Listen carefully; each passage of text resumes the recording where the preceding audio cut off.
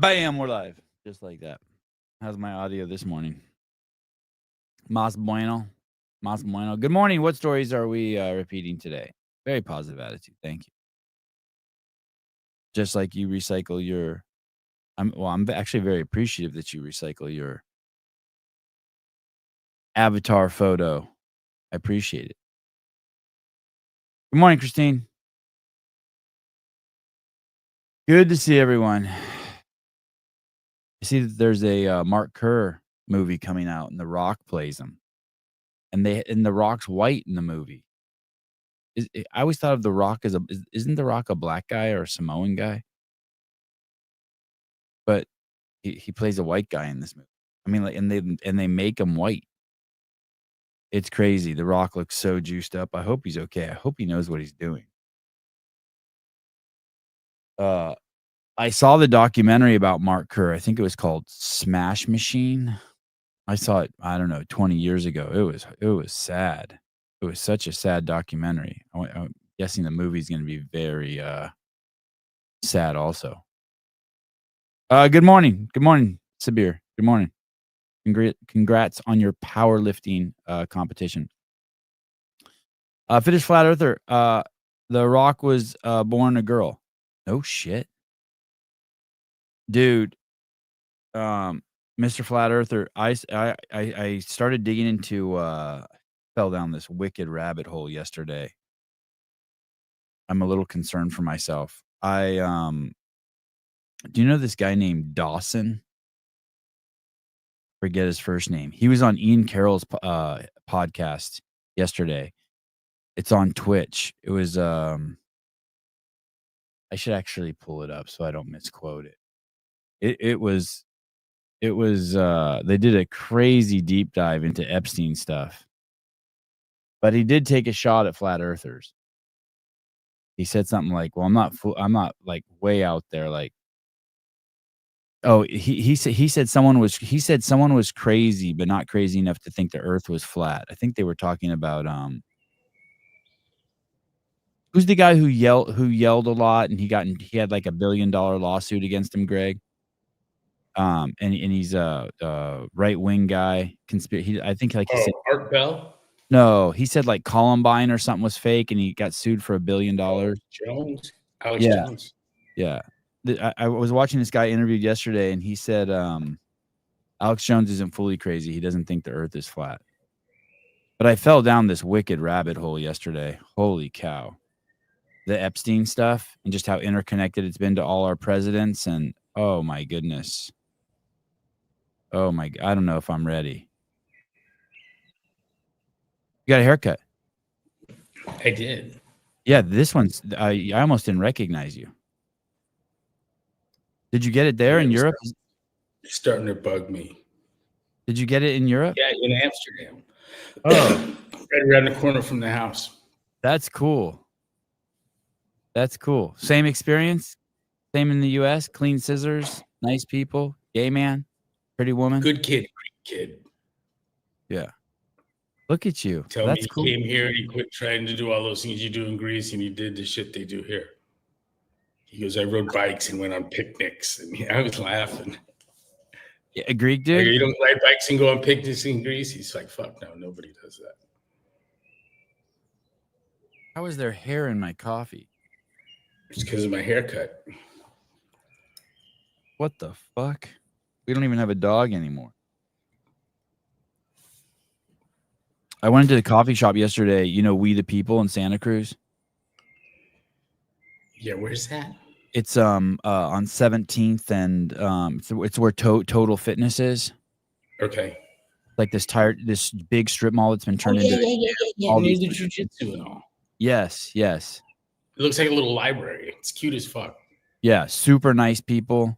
Super duper nice people in there. They have that really skinny Asian chick with like the fake tits in there. That's cool. Kind of different for Santa Cruz. You don't see a lot of that. But there was a guy in there the other day in a pink dress, and anyway, and high heels. But he had this dog with him. It was like it looked like a wolf. It was like a Malamute something mix. and it was the furriest dog you've ever seen, and there was hair everywhere. And by the time I got my coffee and a peanut butter, milk smoothie for my kids, we got outside and both our drinks were covered in dog hair. That's how much dog hair this dog had on him. The world's most shedding dog. Right. Well, yeah. How is it over there? You went over there, and we heard a couple countries in Europe that were using clean energy lost power. And then I've been seeing all sorts of videos on Instagram that there was some crazy party there. I'm watching police cars get smashed. And did you show up to the party? It was in Amsterdam. Yeah, they have that King's Day thing, and we came into town in the middle of that. But it was a mess. I was a little bit irritated that somehow that wasn't known. But there were hundreds of thousands of people in the street. Been at it 24 hours, mostly drunk to very drunk. And, every quarter mile, there'd be another band or something amplified and another throng. And they'd closed everything to traffic. So we all had to heft our stuff to the house. But I'm going to say this, the kids were pretty good when they saw that it was a mom with a baby, 5 kids, a nanny, and backpacks and suitcases. They were doing a cooperative self-splitting for us, where people were pushing the people in front of them to get out of the way, and it just opened up. And we might have gone a half mile through that. And I told Maggie, you'd never pull that off in California. We'd have had all our shit taken. Yeah. All you could do is hold on for the baby and get out of there. Or you'd step in poop. Anything. Go ahead. So that was and the next day, today they're cleaning the canals, boats that are made out of canal trash, and 8 dudes on them with nets picking red cups and other shit out of the water. It's almost nice. And it's only been 3 or 4 days. So I give them credit. Yeah. And it looks nice there. Is winter past there? It's spring there? It's beautiful. The architecture's a trip. Tell me about it. You'll see, it's the only place I've seen where you see big buildings with external staircases that are also structural. And none of these giant multi-story homes, they all have that hook out in front, and the furniture doesn't come upstairs because it couldn't. And so all the big items get netted, tied, and pulled up, and then pulled in through a window. Whole house is outfitted that way. Modern home, refrigerators, coffee tables, bed, everything. Is that what it looks like? Just exactly like everywhere too. I mean, you can walk all day and see new streets of that stuff. How do they keep that water from coming up? It's moving. That's man-made, that water? I don't think so. That pathway? To some extent, it's got to be. I don't know. I'm not an expert on the canals.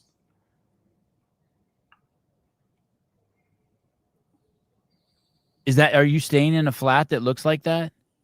We're staying in a home, and we got the one that's got the backyard. And they said typically you'd own 1 story.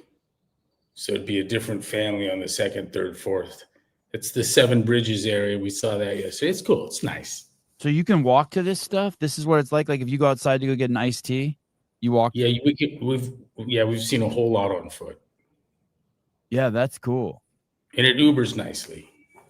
Yeah, that's cool. But I'm telling you, it begs for a bike. Yeah, do tons of people? Are there bikes everywhere? Everywhere. Hey, caller, go ahead. Tell us about the time. Morning, Sevy. I just had a quick question for Coach here after last week's show. I was hoping you were going to tell a story about a time you got so stoned in Amsterdam you don't remember your trip there, but go ahead. Hey, Coach. I was reading last week the Daily Fix. It was Seafrid's review on mitochondria and the metabolic theory of cancer. And I was wondering if you could explain it to you, kind of elaborate on what causes the cytosolic substrate level phosphatidylation versus oxphos or glycolysis. And if it only occurs in cancer cells or normal cells. And then with that, is it a mutation of the mitochondria or a result of a surplus of glucose? Sorry to kind of dive right into it, but thank you for these. Well, I probably should ask to hear the question one more time, but I think I got the gist of the flow, and I consider myself no expert on this, but it's interesting too. I quit digging in at the point where serious questions weren't being answered to my satisfaction, in contestation of the metabolic theory, but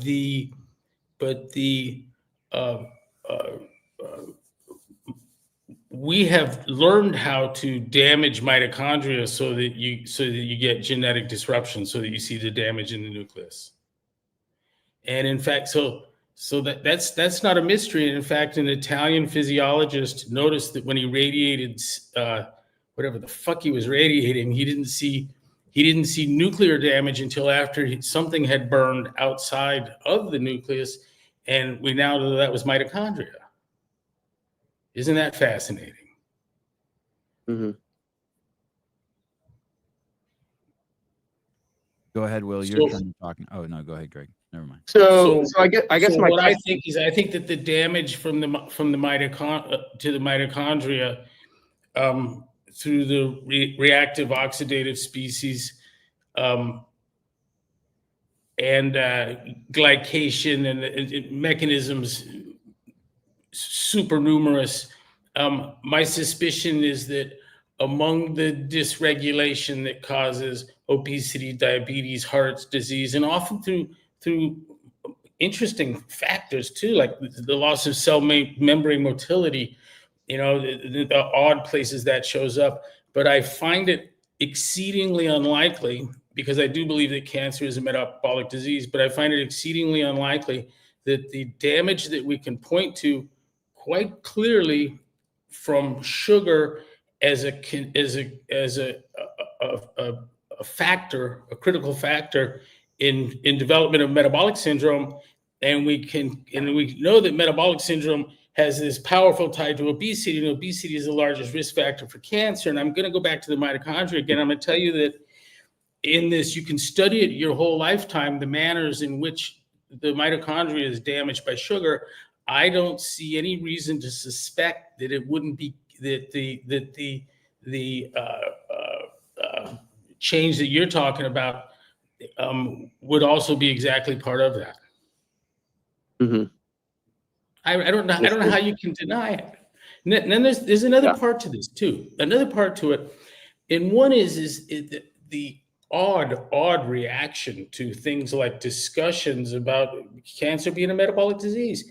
You would think that would be, I can't imagine something that on the face of it would inspire a less emotional response.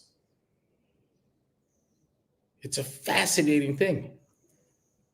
But the response is rabid. It's fucking nasty. And it's the same response an alcoholic gives when you call them out on their drinking. Isn't it? And I think that for me, that lends tremendous plausibility to, Jesus, struck a nerve.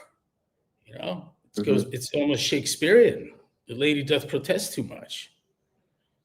And once you've hung around in the sewer system of the healthcare system long enough, you see patterns to responses. Murray Carpenter's book paints me in a flattering light in the soda wars. And I go, okay, here, watch this. Watch this.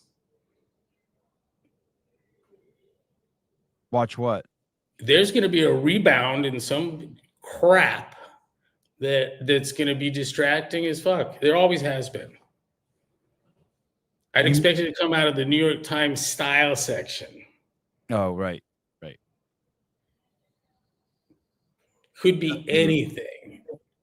everything that's CrossFit I stole from Rob Wolf. Who the fuck knows, you know? What was the name of the book? Yeah. Murray Carpenter's book? Sweet and Deadly? Really a flattering portrayal of me, I thought. I mean, I thought so too. That could be just the way I'm wired. But late to the game, though, too. And then I see the book has 3 no comment shitty reviews. Oh, wow. And I'm like, oh, yeah, like I don't know where that comes from. Only 3? Souza read it The already. Masters Yeah. will come soon. Souza read it already. He said it's brilliant. He says it's absolutely fantastic. He says it's a world-class takedown. Good for him. You know, I mean, I hope it has effect. Hey, so if cancer is a metabolic disease and sugar damages the mitochondria, then sugar causes cancer. Of course it does. Yeah. You know, listen, I'm like, show me that it doesn't. I'd be excited to. Let's go back to the nuclear transferase experiment. Show me how that works. I just typed sugar causes cancer into Google and it automatically populated myth next to it without me. I've gone through 100 pages of the returns on that. I'll be frank, I've found scattered in there some things that then led me to some cool science. But people are careful on this subject. Go ahead, Will. If you Google Coca-Cola's donations and you pull up that page, then tell me sugar doesn't cause cancer, obesity, diabetes, etc. There's like a by name, by dollar amount page where they openly say it's like the Coca-Cola Foundation who they're giving money to. And it's crazy that it's like, it's not even behind closed doors. Well, but AI says no, sugar does not cause cancer. Everything on this page, it's a myth. There's no evidence that sugar causes cancer. There's no, this doesn't mean consuming sugar directly feeds cancer. I got into a tiff with ChatGPT over it the other day. I asked it, why would the American Heart Association not before banning, soda and candy from Snap? And it it had a conundrum of like, it admitted that sugar, right, causes those things or leads to those things, but it also like started to talk about the woke shit too, right? Of how, you know, you're controlling what people want to eat and etc. It was a fun little game I played with it. I have fun with AI all the time too. Will, some of the comments from your question, this is my favorite one. It says, hey, caller, choke on a dick. Oh, there you go. I read the article, I think, just as you guys were having the show last week. So I was like kind of bummed I didn't get a call in and ask it yet last week, but I wanted to get some Did I put any light on that question? I heard it right? It broke up a little, but I thought I was catching the gist of it. Yeah, I think you did. I think it was more so I was under the impression that it was like sugar's the root cause of it, right? But is it more so the sugar causes the mutation in the cancer cell, right? Or that then causes, you know, cytostolic substrate level phosphorylation to happen versus, right, oxidative phos, which that's like the generic thing. Yeah. Will, I guess it really doesn't matter. Will, the outcome. Let me ask you this. It's a little bit of a self-serving question, or a lot. Would you have known of any of this if you hadn't heard Greg speak? Would you have ever gone down this path of investigation? I wouldn't have gone down the path that I'm on career-wise. Wow. Right? Okay. Yeah. Like, I mean, this for me, the clinical side of it is more so like a passion project, and I'm interested in it. I mean, professionally, I work with pit crew members on their fitness, right? So we talk about this stuff, but it's not the main thing. Performance is our main thing. So this is like a fun side for me. Like pit crews that deal with racing cars. Yeah, IndyCar. Yeah. Hey, Will, suppose it were someone's game day, here's what I'm going to do. I'm going to play hard and figure out how to get the public to understand that sugar causes cancer because I owe Coke that very public fucking and the world's better health. I think the place to draw the wagons and have the battle is at the metabolic disease, because I think it takes about 27 minutes after you go, fuck, it's a metabolic disease, until you're like, well, what could be the problem? And you look into the mitochondria, and there's already a legion of people hard at work exploring the fucking unbelievable and complicated in that, and it's like when you throw a wine glass on the floor. Each time I throw it down, I get a different break pattern and pieces. And you're down there looking at this broken, fucked up mess. And that's happening at the mitochondrial level. I don't know, I lost myself.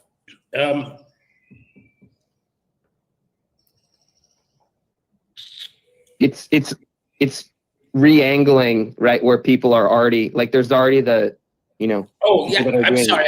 I'm sorry. I'm going to put myself back on track here. It will take no time at all to look again at what we'd call a cause once you get out of the nucleus and over at the mitochondria. And I think that the only reason on earth to support the genetic truth is to protect soda. The only reason in the world to protect soda. Yeah. As soon as that's understood, they're done. They're done. It's child's play from there. So I guess my question for you, do you think it's a chicken, what came first, the chicken or the egg, right? Is it big soda protecting big pharma, or is it big pharma protecting big soda, or does it not matter? Or are they the same thing? Yeah, there's this coevolution, like I'm going to make people really fucking sick and you sell the medicine. And it's in criminal work, an agreement or a meeting of the minds, none of that is a requirement for a conspiracy, for a criminal conspiracy. It has to be just that you're both benefiting and it's criminal. The joint criminal enterprises. So suppose something that soda was doing was criminal. I'm not suggesting it is. It's just deadly. But suppose it were criminal. And it were also criminal what pharma was doing. I think it's best misguided and just a function of deciding that we're going to live with the disease that the other's causing. If there were enough criminal behavior in there, there would be a conspiracy, even if nobody had ever picked up a phone and said a fucking word to the other hand. And I think the language in the law was something about the left hand does not have to know what the right hand is doing, or something to that effect. Yep. So conspiracy isn't a rumor. It's an unholy alliance of bad players. And that is certainly what's going on with big soda and pharma. Will, have you tried to tell anyone in your family or anyone you know that sugar causes cancer and gotten pushback? Not my family. I mean, my dad was, I think now he's no longer diabetic technically.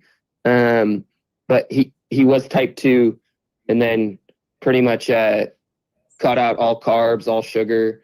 I think that what kind of did it for him was he gave himself the reverse munchies with he put these basically THC drink tablets into his cup and just drink sparkling water and meat and vegetables and stuff like that. So he reversed it. I think he got off of all but one medication. Wow. And then my mom's kind of hardcore onto CrossFit now. So did his body I haven't had the argument with him. Did his body transform? Yeah, he kind of became a little skeleton. He didn't really work out. So then I told him he needed to just, for him, he's not going to listen or go to a class. So I said, hey, you need to go to Planet Fitness and I want you to walk in and do 1 set of 10 on every machine and then walk out. Nice, dude. And then the second day, do it twice. And then once you get up to 3 circuits, you're good. Just keep doing that. And does he do it? You just need to do something. Yeah. Oh, that's awesome, dude. Good job. Great prescription. I like that. Yeah. Will, that's me. That's me fucking around in Gold's Gym in 1975. block off a handful of machines and put the pin about 2/3 of the way down and have someone go give you 21 reps and then run through the other end. I had a friend, it was John Kramer, Oh shit. who on like the third fucking rotation runs out the doors of the gym into the parking lot and skids off down the street like he just robbed the bank. This is pre-cell phone, so I was just like, what the fuck was that? I had no idea. Big day ahead of me. Got home later that night. I called him. He went right over to like St. Joseph's, St. John's. He thought he was having a heart attack. Oh shit. That was his first CrossFit like experience. Oh shit. He said that was like some horrible thing that would happen to you on a basketball court. Ask him about that. Will, would you be allowed to tell the pit crew that hey, sugar causes cancer? Or would you get in trouble? I tell them that all the time. I had a so this is I didn't know how to bring this up, but I kind of had my first Greg, you always talk about, right, like show me someone that can take 100 pounds off someone. I had my first one of that this year. Just kind of naturally when we're on the road and whatnot, I always just harp on them that, like the coolers are filled with, there's a cooler filled with Gatorade. There's a cooler filled with Coke and Mountain Dew, and right, you have your diets in there too. But and then there was one with water, but they got rid of that this year because we're not doing plastic at the track anymore. Because but you don't get rid of the plastic Gatorades or the soda. So I thought that's rich. Wow, IndyCar racing went full woke, huh? That's amazing. Careful, Will. Yeah. Well, everyone got their own little, metal water bottle, and then there's water stations. But I'm like, these guys they're gonna lose their water bottle. The second they're not gonna think about that shit. But anyways, I had, one guy came up to me after a workout and he's like, man, I'm kind of sore from that. We were doing pit stops, and I was like, oh, but your thrusters looked great. And he was probably 300 plus pounds. He'd always been big, and he'd been there for about a year and a half, or I had been there for about a year and a half when he was there. And he's like, yeah, my shoulders are like sore from them. I'm like, but your squats looked great. And he's like, you want to know something? And I'm like, what? He's like, I quit drinking soda 3 weeks ago. And I'm like, that's awesome, man. He's like, yeah, the inflammation's gone. And he's like, I'm gone. I can't remember what he said. It was like 25 pounds, right? Wow. In 3 weeks. Yeah. And then now that was just before Thanksgiving. He's already over, I think it's like 110 and counting, right? Just, it all came together. He started eating better, right? He started feeling better, and like, it's just nuts. And it's a crazy right? active job, right? He's just constantly moving. Hey, Will, careful if he can't throw 2 tires at a time 20 feet, they might fire you. Yeah, I know. He's a backup. He must have been a hoss on a wheel, huh, bud? What was that? He must have been a hoss with a wheel. He was he's one of our backup fuelers. So I work with so our crew, it's not necessarily like they're not full-time. That's not their full-time job, right? They're either our mechanics, our truck drivers, engineers, whoever, right? And then the pit crew choosing to change a tire, be a fueler or whatever is like an additional duty, right? You kind of volunteer for it. And, most of these guys have just been doing it for however long. So I got to kind of picture your average mechanic, right? And just try to make them fitter. Gotcha.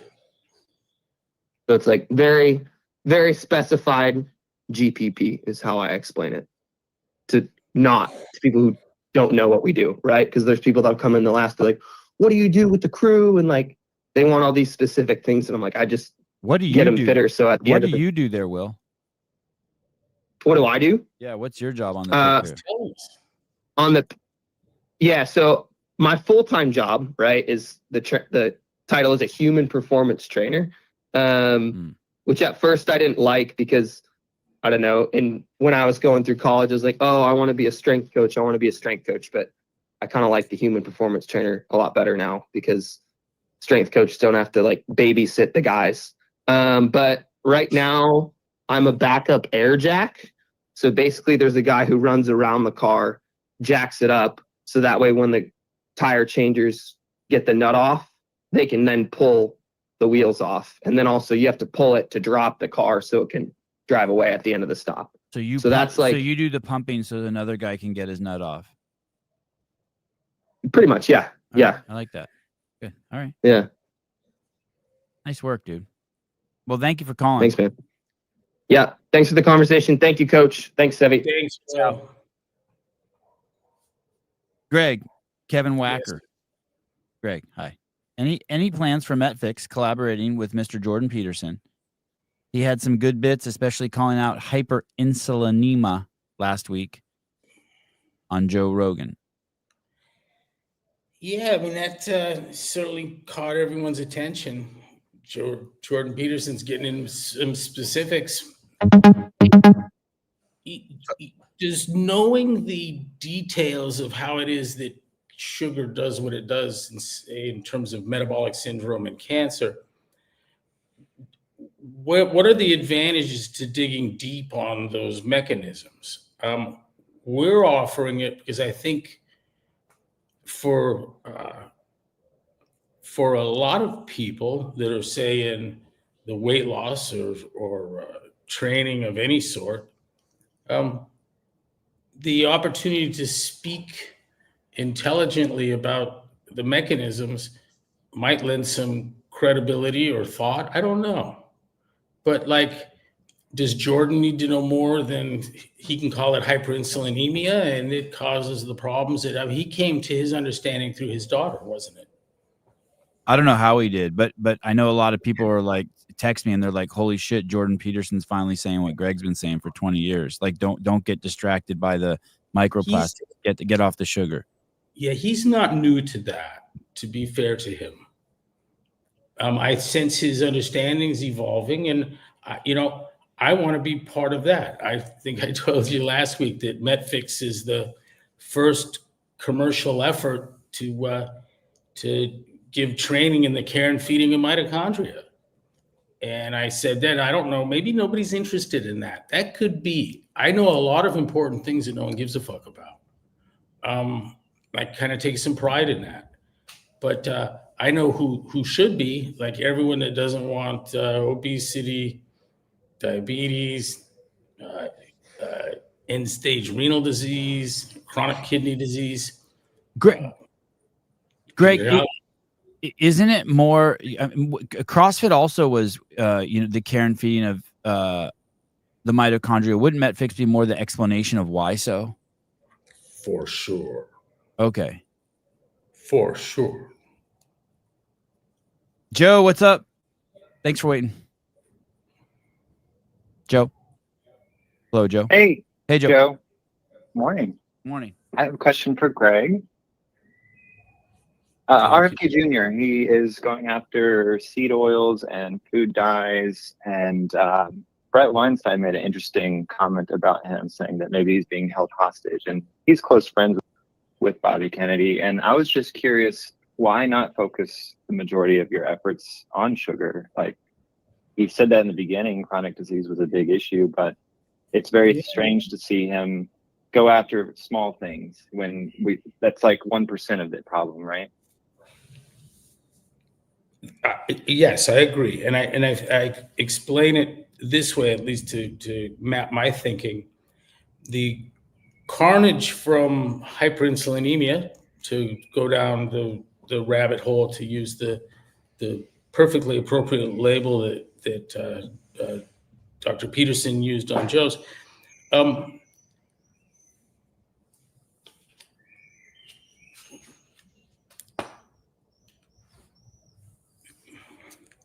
Ask the question again, please. Joe. Sure, Greg. Yeah, RFK Jr., so he's going after seed oils and food dyes. And I would just think with his close work with Jay Bhattacharya and the knowledge that's out there, like, is he being held hostage, like Brett Weinstein suggested? Like, is he not allowed to go after the big thing because of the soda whores? Quote, soda whores, unquote. I know him too, and I don't want to speak for him. I haven't spoken to him since he's been appointed, but I realize that there's just a huge problem ahead of him. And my worry beforehand was that a scenario would be you make your list of things, and he's got his seed oils and genetically modified organisms and microplastics and pesticides and on and on and on. Yeah, and the sugar, the shitty lunches. And so they go, okay, well, we'll give you some movement on these. You're going to get 8 of them. I don't know. What's that look like? We'll start here. You throw them a bone slow enough on each of these. But we could make extraordinary efforts at removing pesticides from food. We could come up with a plastic magnet that pulls all the microplastics out of the air and out of the water. And we could no more genetically modified organisms. You just set all of Monsanto on fire. And what else you want to do? We give it a suntan lotion and save the reef side, whatever. You do all that shit. And if no one says anything about sugar, the problem will continue to only get worse. You're not going to see, and give it a seed oil. You're not going to see all of a sudden healthy people who are all fucked up now they're fine. Right. Do you think there is legislation that is the answer to this, or is this still go back to like what you talked about even years ago? There were some piecewise things like soda labeling, where say it causes diabetes and whatnot. And the effort that was put out by my good friends, the lawyers at Latham Watkins, was epic to put defeat to that. And I worked on the other side with Bill Monning, the sponsor. It led me to kind of think this, because I started looking at warnings on things, where you find them, and you only find warnings on things where it's fucking obvious that it's dangerous. So like this, my electric panel that hums, it shows a guy getting shocked. My ladder has an image of someone falling off of it. All that stuff, the gas can, right? Don't smoke while you're pouring it all over yourself.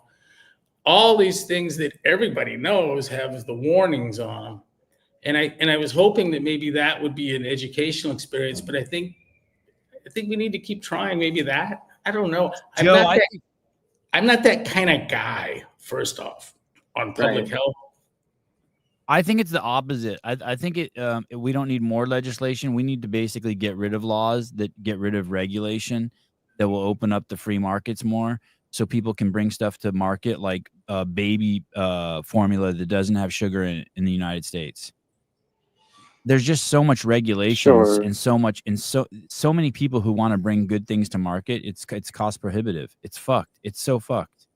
Like, why can't one of my neighbors have 3 cows on thing too, right? I just think there's too many laws. I think that we've gone so far in trying to protect society from a cow that might be sick that we've ended up with all sick cows. Maybe, but there's no law that's forcing a donut in my mouth while I'm on the couch. It's still willful acts, and you can't legislate free will, right? Well, we got people to quit. I mean, I think smoking's way down in the last 30 or 40 years. Maybe they could try a no sugar campaign the same way they tried a no smoking. Well, but then campaign. You have vaping and those pouches are up. You've moved the addiction to something maybe less harmful, but it still exists. Yeah. Savan was the one that pointed out that people gave up, what was it, Sevi, their ding dong and their Coca-Cola for some latte drink and whatever the hell they were offering. Right. But the money just went somewhere else and the nutrition didn't improve. Yeah, the people who used to drink Mountain Dews in the morning are now have doubled their sugar intake. So soda sales are down, but they've doubled their sugar intake by drinking a 60-gram drink at 60 grams of sugar drink at Starbucks. The coffee milkshake. Yeah, that's what I call it. Yeah, it's insane. And if you go to a Starbucks in the morning, you'll see it. It's just a line of obese, mostly women from what I've seen, drinking a coffee with 60 grams of sugar in it. It's fucking nuts. And on top of that, those are the drinks that are in plastic cups. Yeah. I'm not going to take any more of your time. Thank you so much, Greg. Huge fan. I'm probably your biggest fan.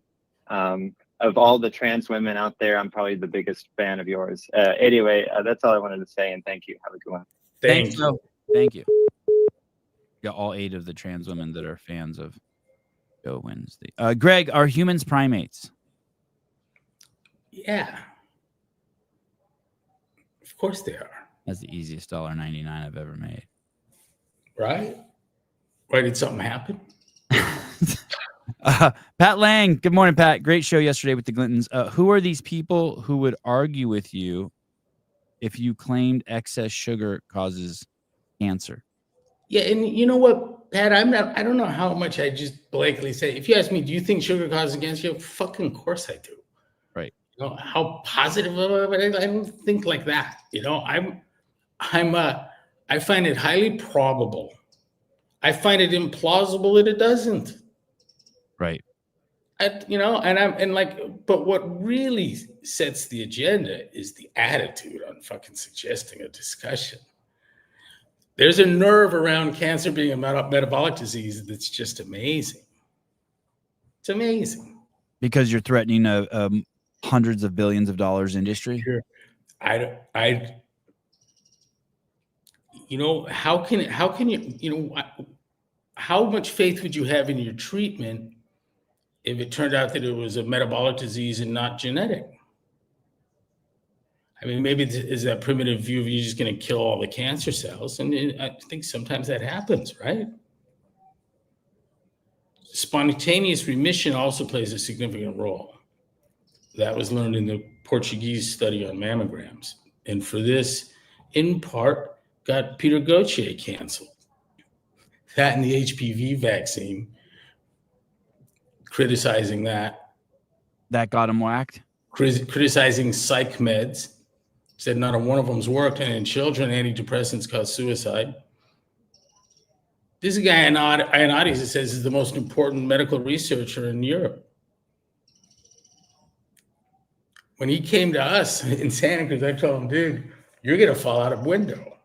I can't believe the things that you've got, the shots you've taken. You think going against Big Sugar, is that threatening? People die? I don't know about that, but in Central and South America, yeah, I do think so. Yeah, like people that have tried to unionize Coca-Cola plants in Central America. I mean, take a look.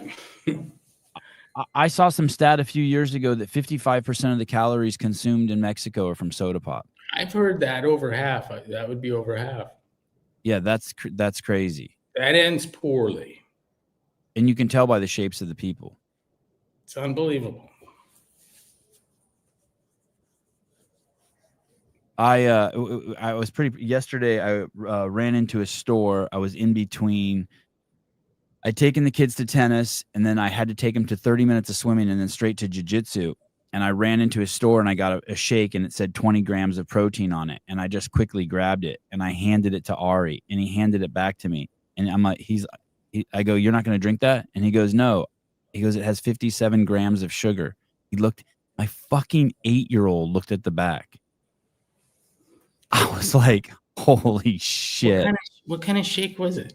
I don't know if the brand was Naked, but it was like a Naked. You know what I mean? Yeah. One of those. Like an Oddwall or something. I just saw that it said 20 grams of protein. I grabbed it. I got duped. And the 8-year-old saved me. He ate an apple and a bag of beef jerky instead. I was pretty proud of him. Madeline Eggert. Greg, do you think external manipulation causes cellular disruption? Mammograms, biopsies causing cancer creation spread. Oh, interesting. Sticking a needle into a cancer tumor. Yeah. The people that say it do, I don't put a lot of effort into making them explain to me how. Right.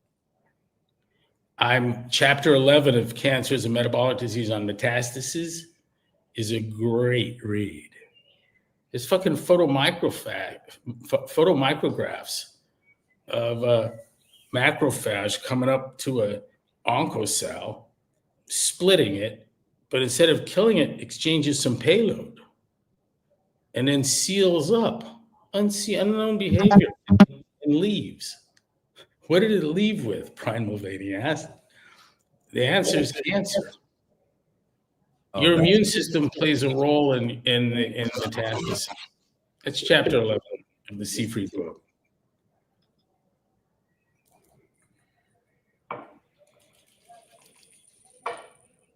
I'm coming to you, caller. Hold on. Caller, hi. Hello? Can you hear me? Yeah, there you go. Good morning, gentlemen. Dan Wynn. Nice to talk to you guys again. Hi, Dan. Yeah, question for Will. A while back, it was discovered that some cancer cells revert to stem cells. I was wondering how that interacts with the idea of cancer as a metabolic disease. Does that in any way support or contradict or go in either direction with that idea? I don't know, but I've heard reference to cancer stem cells. Killed the cancer, but not the cancer stem cells.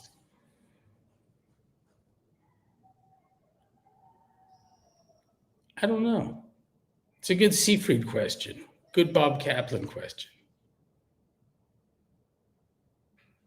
Because I remember hearing about one of the discoveries where someone was doing research on breast cancer, and they had some cancer cells in a petri dish, and when the researcher went to remove what she thought was something on the surface of the medium, she examined what was on the surface, and they were stem cells. And that's when they discovered that, at least in the case of breast cancer, in this illustration, that breast cancer cells may sometimes revert to stem cells. I had another doctor tell me that's also the case in some forms of leukemia. According to just a quick Google search, it says cancer stem cells can self-renew and differentiate, meaning they can produce more cancer cells and also give rise to different types of cells within the tumor. Within a cell of a tumor, you find nucleus with some genetic damage, some with extensive and some with none. Within the tumor cells.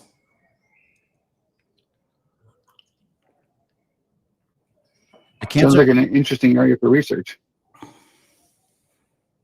I don't like the sound of it. Just the sound of it. Seafried asked the zookeeper at the Boston Zoo if chimpanzees got breast cancer. He says they don't. And then he wanted to know if he could bring them jelly donuts for a few years. And they said there's no way that would be inhumane. That would be an unethical treatment. Do you have cancer, caller? No, I don't. Thank God. Good. Okay, good. All right. All right. Thank you. Thanks for your time. Bye. Bye. I wonder, there was that statement that CrossFit outgrew me, you, and Dave on last show. I mentioned to you. And yeah, I'm just gonna tell you, I outgrew CrossFit. I outgrew it before I got, removed. And that's the removed is unfair. I left. And I've heard you talk about that. You went upstream. We knew when we shifted to the CrossFit Health, the let's start with the truth motto. Mm-hmm. We knew that we couldn't take everyone with us. And that continues to be true. It's a small group of people, but you listen, all the Mesperts, those are my friends. I got Karen Thompson in the Rolodex,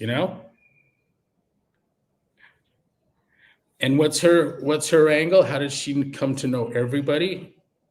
Well, we started networking the people that knew and brought in people that they wanted to hear. Bob Kaplan just sent me an up of Michael Eads talking on reactive oxidative species as reactive oxidative species, ROS, as a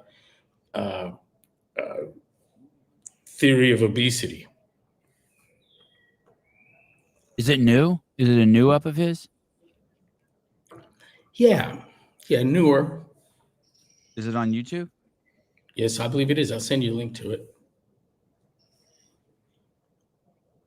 I don't have deep interest in the mechanisms. I think again, you end up looking at wine glasses knocked off onto the floor, trying to get insights into wine glasses getting knocked off.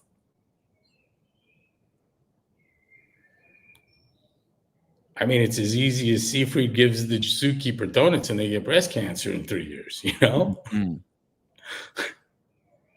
There's an experiment for you. Think how cheap that would be for what that shit costs. You know, we went through COVID. Yeah, easy study. We went through COVID, and not a single person, not Biden, not Trump, not a single person with a high profile position, not Fauci, talked about not eating sugar. And it's pretty obvious, just if you start digging into T cells. I started digging into T cells, I remember, when COVID came around, and just their relationship and how they operate when you eat sugar also. Basically, it just disarms your first level of protection in your immune system. Second, you eat some sugar. The sugar in your blood has a propensity to bind itself permanently to almost every essential structure, starting with red blood cells. Mm.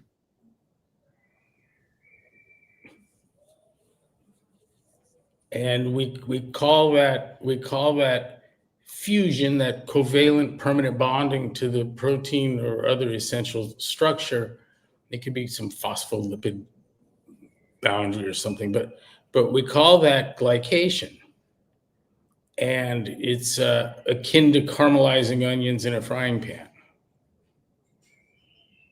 And we find, as definitive diagnosis of Alzheimer's, advanced glycated end products in the brain post-mortem.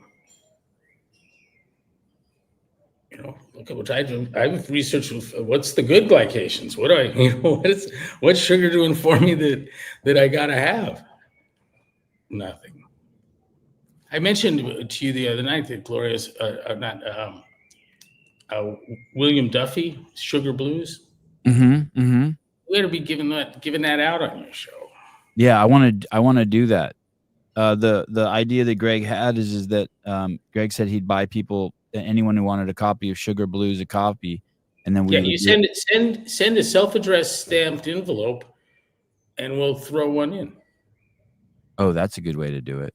Yeah, you want to pay for postage? I'll buy you a book. And then we discuss the book on the show. And it's not. There's nothing. It's just someone from 50 years ago saying sugar is causing the bulk of disease. And I just find that amazingly prescient. Because if you could wave a magic wand, you cannot. But if you could wave a magic wand, you would find it to be true. And how do I know this? Well, I did it for a living. I had a magic wand and I waved it on people. And they quit eating sugar and their health improved. They had remissions from shit I'd never even heard of.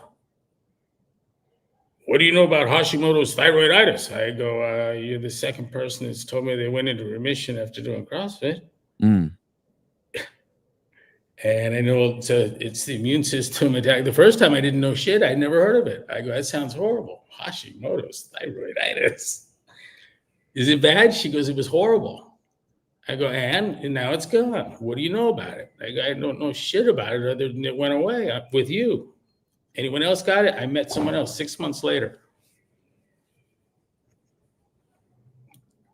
The ways in which you can damage your physiology with sugar it's a roulette wheel, and everything comes up shit.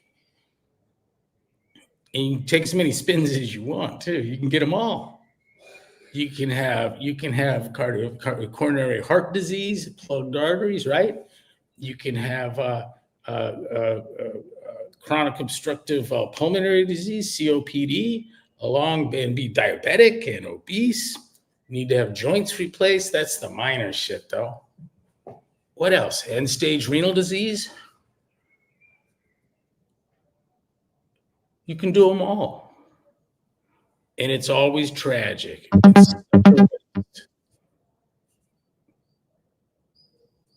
Lustig says you can't do it with, and Rick Johnson. They say it takes fructose.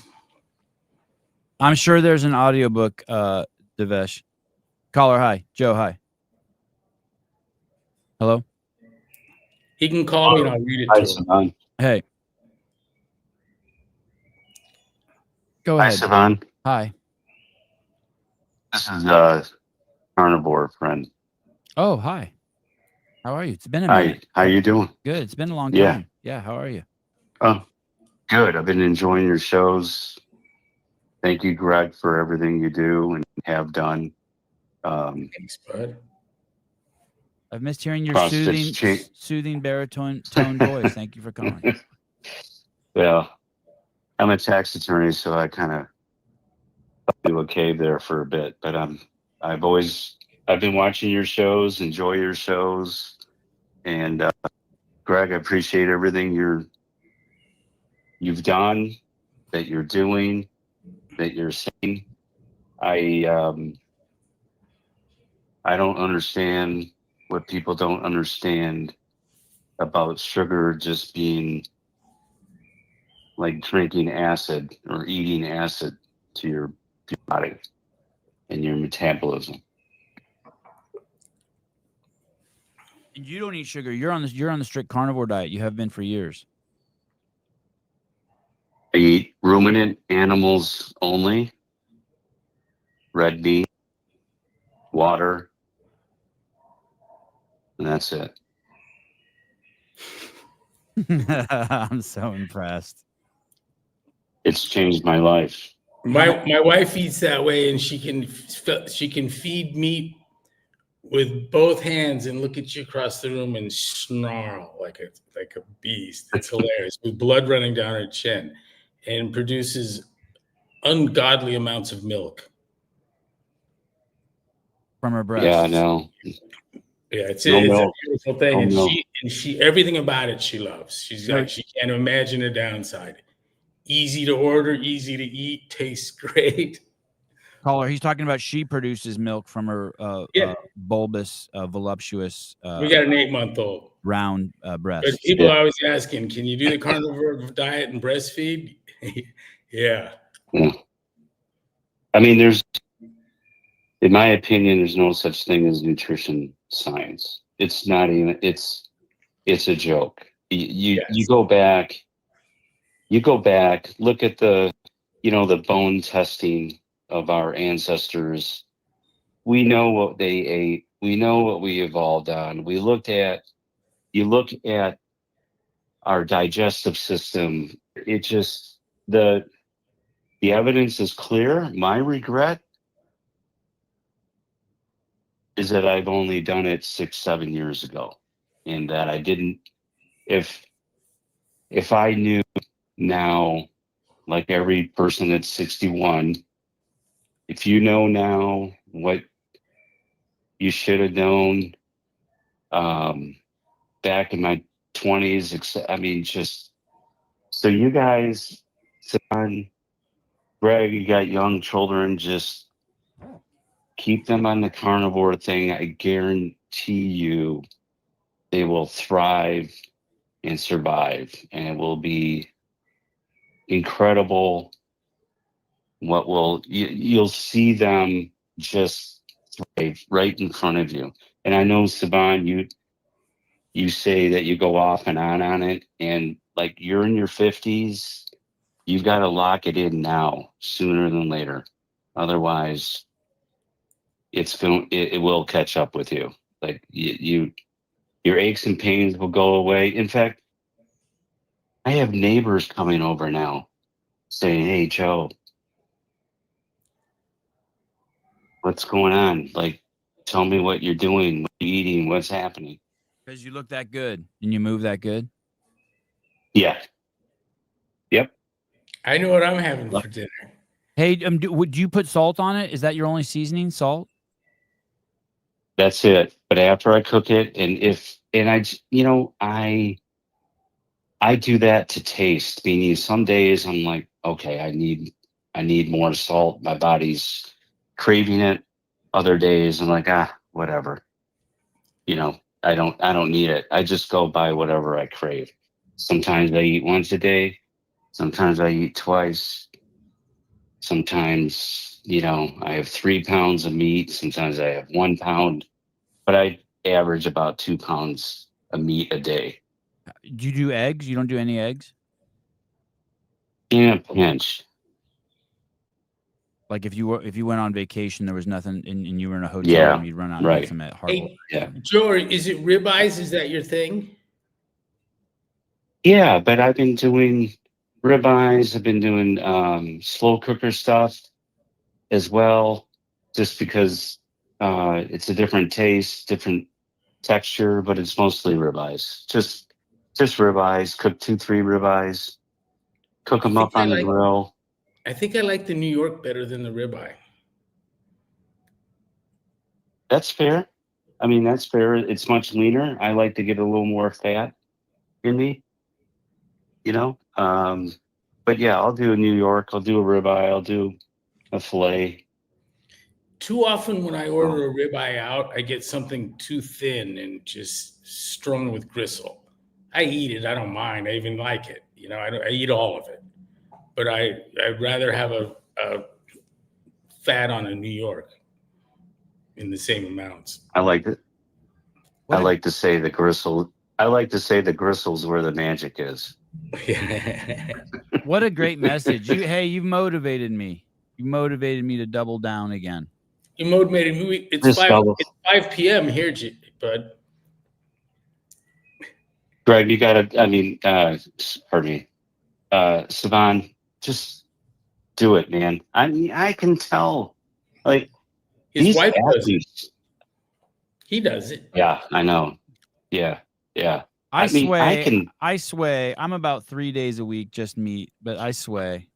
I had a yesterday. I took the kids to the gymnastics. Why? Well, because I'll tell you, because of poor discipline, I guess, or not focused. Yesterday, I took the kids to gymnastics camp. There's a coffee shop across the street. I had a croissant filled with eggs. Why? Oh, so good and buttery. And the eggs were pouring out. I don't know why, buddy. Just lack of discipline. Then just eat a ribeye before you take them to gymnastics. You're right. And you know what? I have no excuse because my wife has one on the stove at all times, 24/7. I can walk into the kitchen. There's a ribeye on there. What does it just sit out on the counter? Just on the pan. She cooks 3 ribeyes a day. Can you just leave it out in the air? Yeah, she has a glass lid on it, but I just can go by and you know what I mean? Yeah. And cut as much off as I want. I mean, I watch every show that you have and Phil Taylor and all this stuff. I always look forward to your shows. So, you know, I watch your interviews with these athletes. It's amazing to me how you can just see how puffy they are because they're just glucking down all this sugar because they really think that they need that. Like, you know, this fruit and meat thing that some of your crew is doing, like, you don't need the fruit. Your body will produce its own glucose. It's a demand driven. It's not supply driven. Your body will just make it. You're saying cut out the blueberries. Yeah. Yeah. Cut out all that. Cut it all out. It's sugar. I don't care what you want to wrap it in. It's still sugar. Might as well eat a Snickers bar. What the hell is the difference? What a great message. I mean, I have so much energy. I run circles around people. How much do you bench? Yep.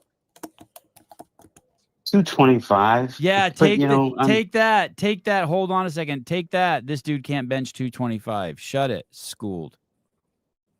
Perfect. That's it. You know, I respect. That's crazy. I mean, how old are you? You're 63?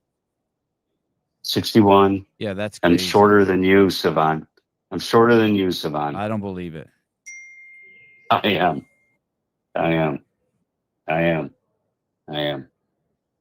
But yeah, so I have neighbors coming by hey, what are you doing? I'm like, here's a ribeye. That's your dinner. That's it. No potatoes? No. No vegetable? No. No fruit? No. No bread? No. No pasta? No. No, no, no.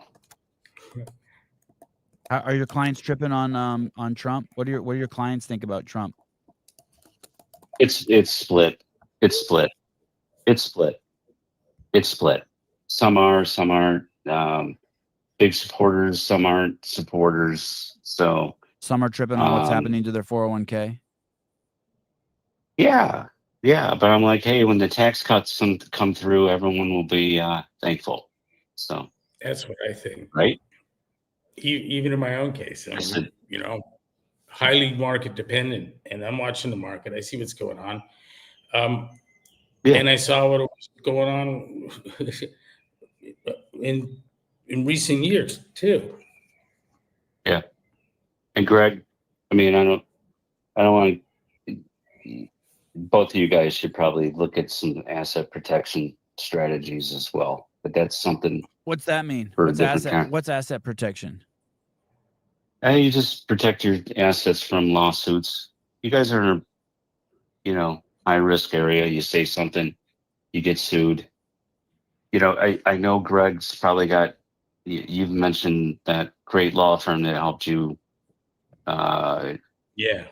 at CrossFit. You know, you might want to call into those guys and, you know, whatever. And like, you know, both you guys, in fact, your whole crew should start I that. stay pretty close to Blair Connolly and Will Reckler of Latham Watkins. And Blair's a fine human being. His son Kevin is a friend of ours and early CrossFitter, good kid. He's a special place in our hearts. Yeah. Yeah, you should put a ping into him and just tell him. I do, man. You know, you should guys look at that. So, but anyway, you know, and if some of the estate planning changes come through, you know, you can start doing some planning there. So, but yeah, I think I expect some good things to happen. But yeah, that your athletes, you can just tell when they're puffy, they're just taking too much. They're just getting pre-diabetic. They're just filling up the balloon. The insulin balloon is what I call it. Just wait for it to pop. All right. Thank you, brother. You the man. Very motivational. Yeah, Thank yeah. you. Thanks, Joe. See you guys. Thanks, Joe. Bye. Thank you. Bye-bye. Speaking of legal, there was a event that Metfix had over on the East Coast. There were a ton of flow masters shown on Instagram. And then a couple weeks later, CrossFit puts out that letter, not specifically pointing out Metfix, but I mean, I have to believe it's in regards to Metfix, saying, hey, guys, they sent out to all their employees with some letter reminding them of who they can and can't work for if they work for CrossFit. Like, I think they can't work with competing health and fitness brands or companies or something. Like, you can't get a job over at F45 or some shit. Years ago, we had been running the program just as we'd always done, where the seminar staff would largely constitute affiliates, and we'd have it in a ideal situation would be in a German affiliates gym and have German trainers doing a German L1, right? Mm-hmm. And there was a $2,000 stipend for using the gym, and there was some per diem, and it was a issue of pride. And this guy would take off his CrossFit Mannheim steamroller shirt and put on the regular CrossFit instructor shirt, right? And he'd talk about his gym and do our thing. And the state came up after us hard and said, these guys are employees, not contractors. And so they had this list of stuff that they'd go through, and it's like, where does their training come from? And yes, indeed, we provide it. And they want to know if they had to wear our uniform, and we said, yeah, well, just when they're doing the seminar. And what do they teach? Is it something? No, it's our thing, because you have a proprietary deal and they're teaching it. And we'd strike out on almost every accord all those things that were telltale of what they call it, misassignment or mismanagement, and that is trying to declare someone a contractor that was indeed an employee. And my rejoinder to them was that some of these people work 4-6 days a week for the most part. They are typically their own affiliate owner, and they wear a different shirt, and they're, blah, blah, blah. Well, we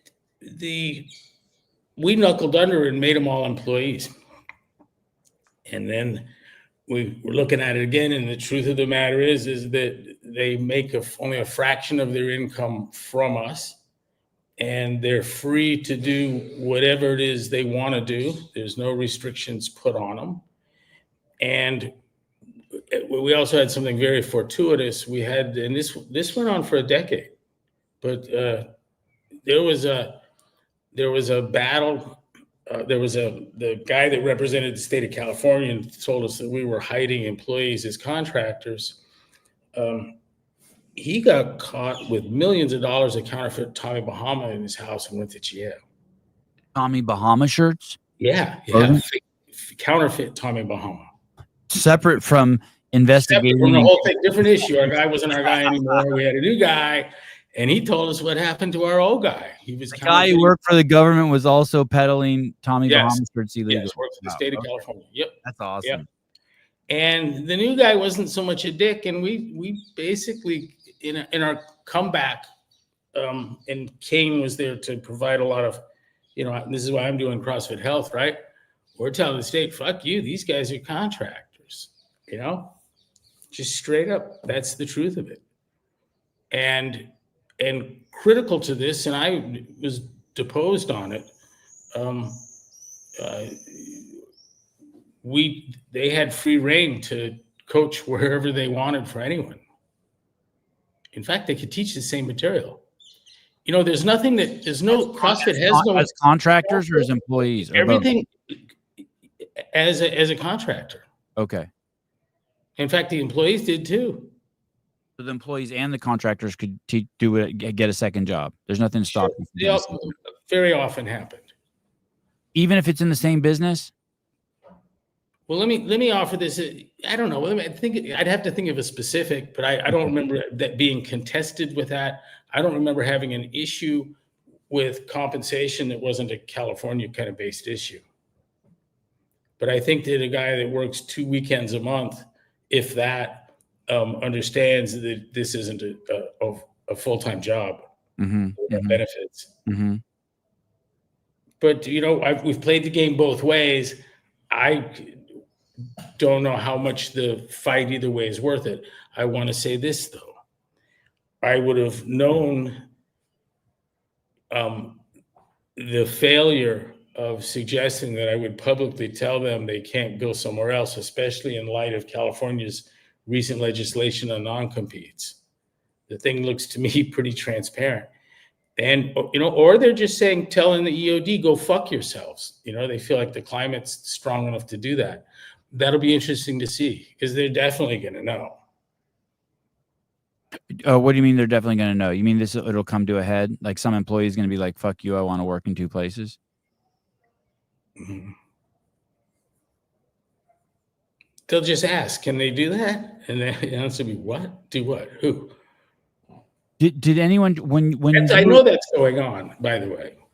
Did anyone ever court CrossFit's employees when you were at the helm that pissed you off? All kinds of people. As a matter of fact, they'd come to me and tell me that Netflix is going to double my fucking salary, and I'd go, "You'd be an idiot not to go."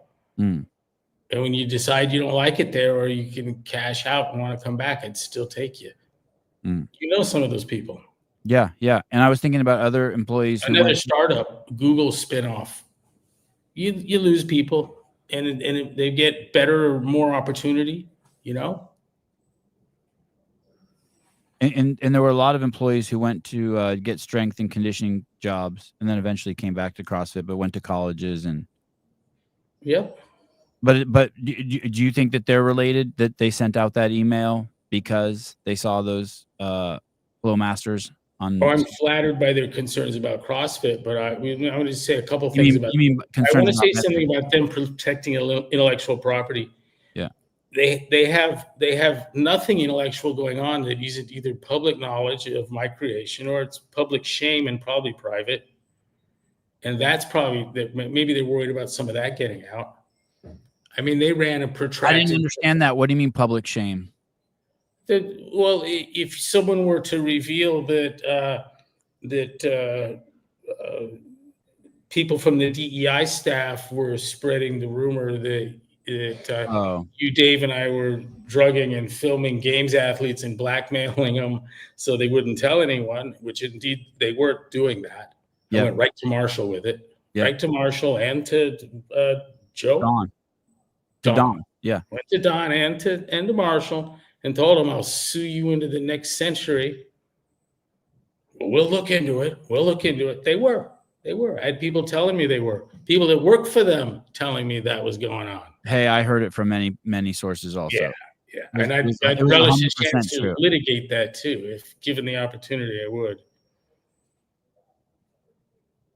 Hey, you know what? I don't want to sue anybody, but when it happens, I'm really good at it and we win. We always win. Always have, always will.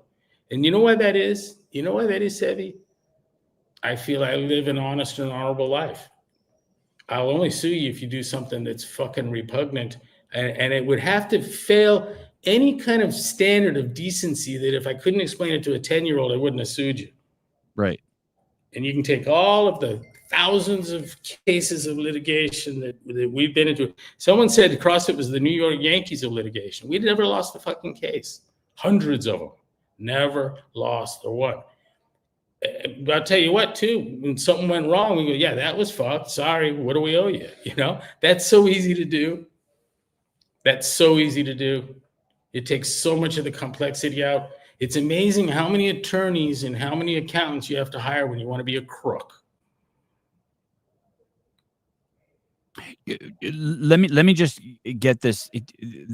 I'm speculating. This isn't necessarily true, but this is just a perspective, a narrative I'm building in my head. CrossFit exists over here. Metfix is building its thing with seminars and affiliates.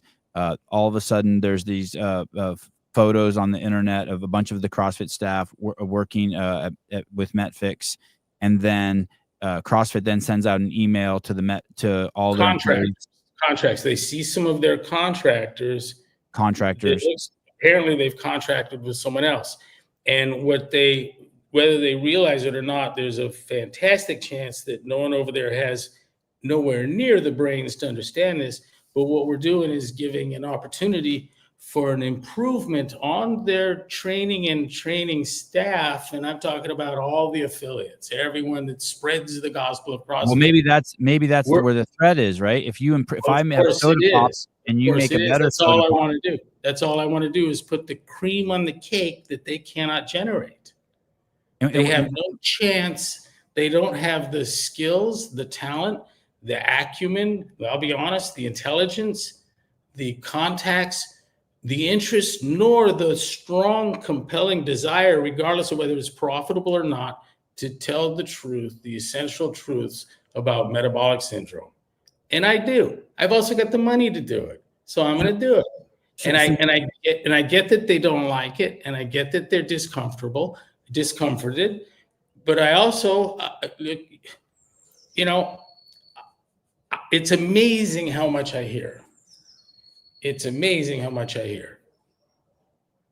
I'll come back to that 1 second. And basically, in a nutshell, when you say that they don't have the competency or the will, they're not willing to say sugar causes CrossFit Inc. isn't willing to say sugar causes cancer, nor do they have the intellectual capacity to explain it, and you do. And so you're saying to them, CrossFit has become the games running a antiquated, some may say training program teaching the moves that I introduced and perfected the teaching of.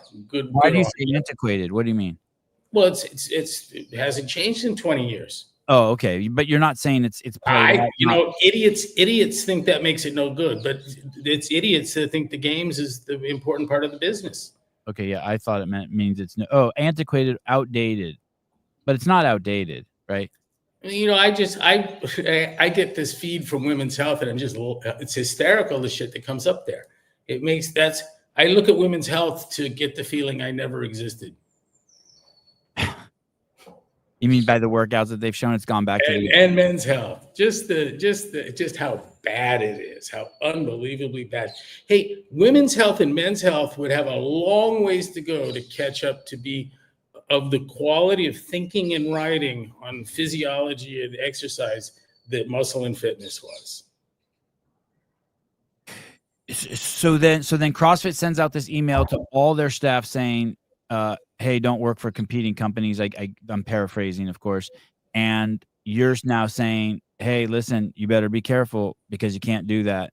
I think it's a good thing. I think it's good. I like the idea that they can stand there and tell the EOD to go fuck themselves.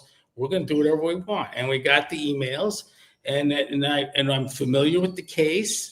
I've been deposed in this matter many times. I'm very familiar with the kinds of questions that are asked, and I have been boxed about the years being asked about whether I would put restriction or not on other employment, and it was always fuck no, because that's how I felt with contractors. EOD, what does that stand for? Employment EOD. Opportunity development. Okay.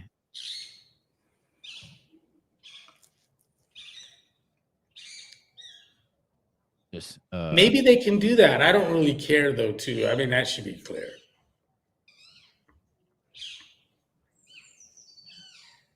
The willingness in the interest that affiliates have in learning more about chronic disease and the ravages of chronic disease provide more than enough staffing opportunities. I just feel bad for some of the people that are now going to be, under the radar, and anyone that had to step back. I'm sure everyone will go out of their way to make sure their lives are miserable. Yes, I think you're right.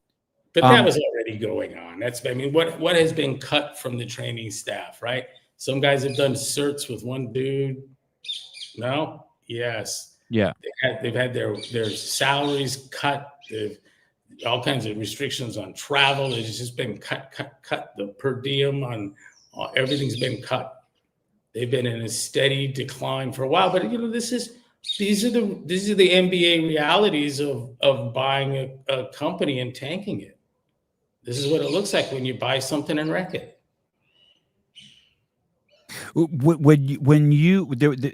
I'm paraphrasing you, but you said that basically you developed CrossFit, the cat's out of the bag. There's nothing to improve on. You got the pyramid, you got the continuum. You have the cure for the world's most vexing problem. You have the and then out of this comes an awareness that this is the elegant solution, a solution so elegant it may be optimal to the world's greatest problem. And as soon as you take your eyeballs off of that, you got the fucking games. Especially as you let nutrition and your willingness to speak honestly and effectively and bring speakers around. I mean, I was very, very proud of that. Very proud of that. Zoe Harcombe, David Diamond, Paul Roach, Sarah Halbert, Dominic D'Agostino, Thomas Seyfried, Malcolm McDowell, Sim Malhotra. I can do this for a long time. And these are people that came around and had a Lustig. I don't want to leave anyone out. I've left a lot out. Jay Bhattacharya. All good people, and with a very compelling, Michael Eads, compelling story to tell, and from such disparate sources and yet so united in this awareness. It's really cool. So like post COVID, I had a relationship with all of these people, and you circle back around, and we saw the same thing. There was no one was like, I can't wait to get the injection for this deadly killer. There was no one that I had respect for on the metabolic front had anything like that reaction. Isn't that amazing? Yeah. What are the odds of that? What are the odds, like on this issue? You know, Greg, to add to what you were saying, 9 out of the 10, and I'm being generous, I really think it's 10 out of 10, but I want to give myself a little wiggle room. 9 out of the 10 discussions I've heard about the sale of the games, the first thing out of everyone's mouth is, I hope that they refer to CrossFit Inc. as the sport. I hope the new buyers take care of the sport. I hope they take care of the sport. I never hear anyone's open with, man, I hope that they have a way to reinvigorate the affiliates in the training program. You just never hear it. You never hear it. It's all the people with the loudest voices. They just view CrossFit as a sport. Crazy stories going around about people from faraway lands got on an airplane to spend some time in Tennessee, only to go home with a expressed disappointment and a significantly reduced offering. Greg, my best. I do want to give you a chance to answer that question. Let me say this and then I'll come back. One of Jump Ship. What's up, Seth? Good morning. One of my this Seth, I think, owns 5 affiliates on the Hawaiian Islands.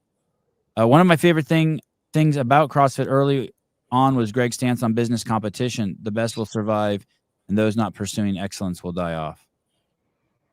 Yeah, the goal was to put capable practitioners of a sound theory of strength and conditioning forward to do God's work,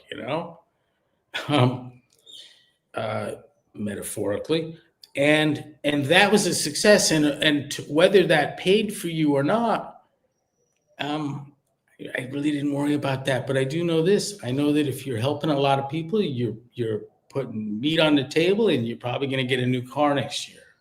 That I know, because I watched my little chickies do that from Santa Cruz. There was a period there where Nicole and Tony are not on salary, but as trainers, keeping 80% of their take. Tony and Nicole and me and Lord and Gilliam and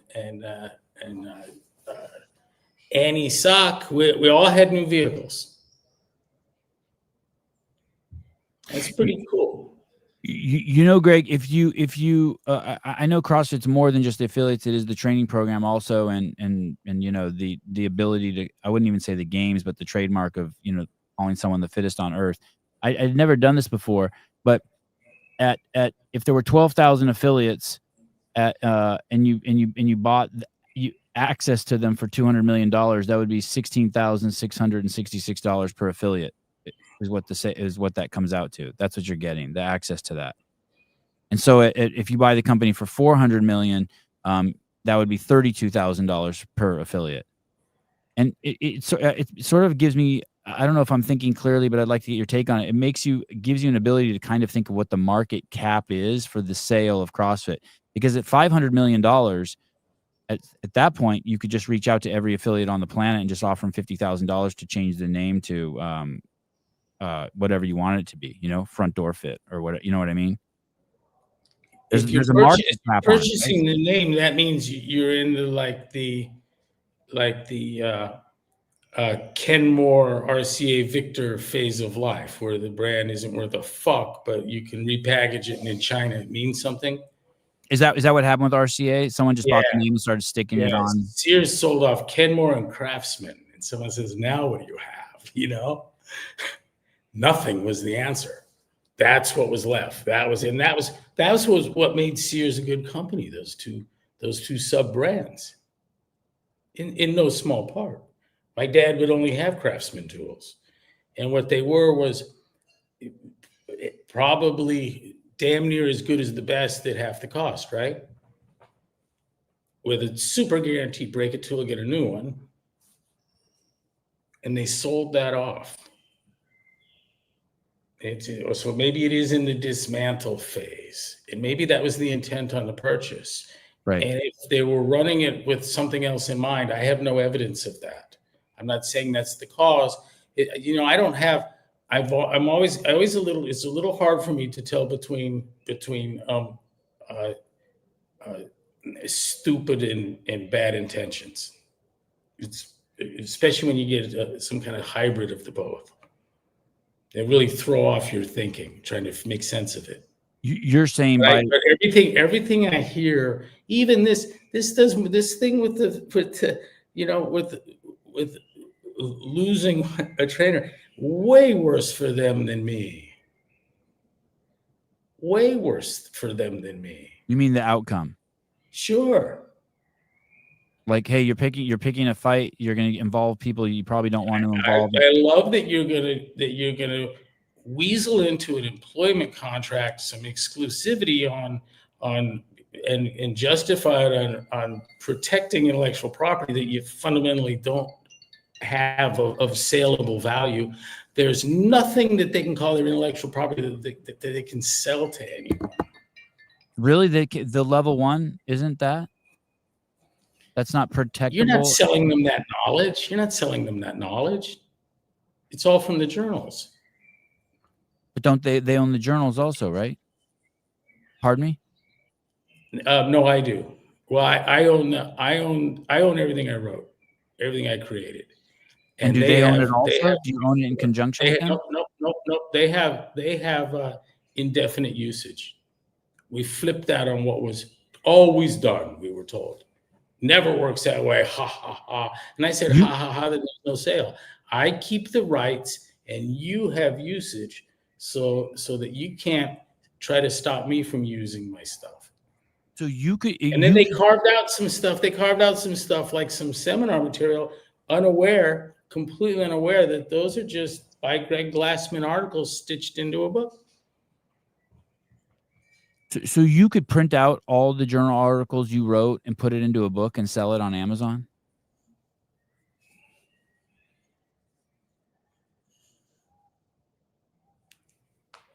I don't think so, but I think I could write them all into it.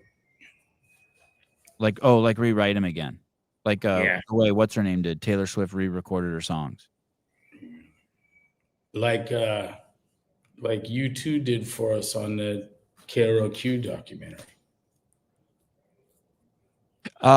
Greg, my best friend is an intervention cardiologist. Can you go over the theory you talked about that could possibly drive plaque built up in the arteries? I think he's talking about the vasovasorum story. Yeah, the vasovasorum die off and they feed arteries from the behind high pressure nodes, and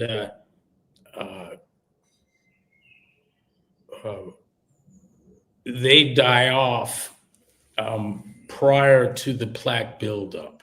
Has been proposed by some researchers in China and a guy Slobotin, the Russian. In fact, I think we had him out, and it's a neat theory. I think it holds credibility.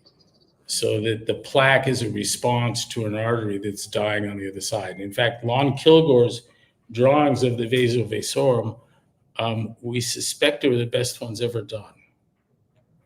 We went through, in fact, I commissioned that drawing because nobody was showing them to what I wanted to, what it would look like. These little blood, are they vessels? These little blood vessels, that tube right there is an artery, and those little blood vessels on the outside of the vasovasorum, and they feed the outside wall of the artery, correct? They feed the artery. They feed the artery to keep it stays alive. And then I think the way I remember you describing it to me is that cells. A Chinese surgeon was curious as to why every time when he examined the throwaway artery on the venous graft bypass, why it was that the artery had the vasovasorum was gone as well as plaqued over. And it didn't take long from there to see in postmortems that there was a progression that went from vasovasorum dying, that as that happens, even with non-cardiac symptoms, the plaque comes. And the view is that and I kind of threw this Ravenskov's way, but could it be that the lack of cell membrane motility that the glycation plays in insulin resistance, could that interfere with the cell's ability to get into these microvessels smaller than capillaries, the vasovasorum? And Ravenscov said, of course. And we don't have to argue about the problems of decreased cell membrane motility. We already have that problem with insulin conformation to the molecule receptor site. Since the cell membrane loses motility, it's harder and it requires more insulin to get the same effect because the cell membrane's lost some squishiness. It's become rigid with glycation. And that would clearly, you can see that, you can watch that impact in capillaries where you have glycated cells, a decreased cell membrane motility. You can see them clog the entrance. And to think they wouldn't do that at the vasovasorum, which are yet smaller, seems far-fetched to me. And so it is likely, it seems, that the plaque is a protective part of the artery so that it doesn't dissect, to provide some backing where you're losing it. And it would be almost typical of I don't want to say that, but getting it exactly backwards doesn't surprise me. Right. Basically, they think that the deterioration of the cell wall was happening maybe from the inside. And what this is suggesting is that the cells, the butter you had accumulated until you got these hard spots, and then the vessel died behind that. Stopped feeding itself or something. I could create reverse mechanisms all day long, just the theories, and when you come to a roadblock, just use genetics to take the next step. I've seen this on a handful of fronts. That brings us full circle to what you were saying in the beginning. You eat sugar and it sticks to everything inside inside your body, and then basically one of those red blood cells gets glycated, and then it can't get through the vasovasorum, you're saying, and feed the arterial wall. Let's say this to our friends at CrossFit. If you can keep on training people, that would be a wonderful thing, and maybe even a miracle at this point. But if you can keep doing that, we can help you teach people that find success at it why they're doing it and make them better at it. And that's something you're utterly incapable of on so many levels. You pulled away from it very deliberately, harshly, suddenly, violently. And I understand, but I'm going to do it. Where did they pull away from it? Explain that to me. When's the last time someone on a level of a Malcolm Kendrick came to CrossFit, or a Zoe Harcombe, okay, or a Tim Noakes? When have they taken a stance on anything that would draw the ire of the American Beverage Association? Well, since you left, there hasn't been any vision coming out of CrossFit. It's just I've seen nothing but compromise, dangerous compromise with important principles, from carbohydrate to intensity across the board. It hasn't been a pretty sight. I don't know. I can't think of examples of the compromise, but sure as fuck, no one over there is saying sugar causes cancer. They sure send them to me. They sure send them to me, and I get them from Flow Masters. Greg and Sevi, it would be cool if you all showed up at Dale King's gym for the MetFix Gauntlet. I don't know what that is. What's the date on that, Brian? What's the? Do you know what that is? The MetFix Gauntlet. Yeah, it's a thing for Dale King and his outstanding program. Oh, like a fundraiser for it? Yeah, he's the fifth leg of chronic disease addiction.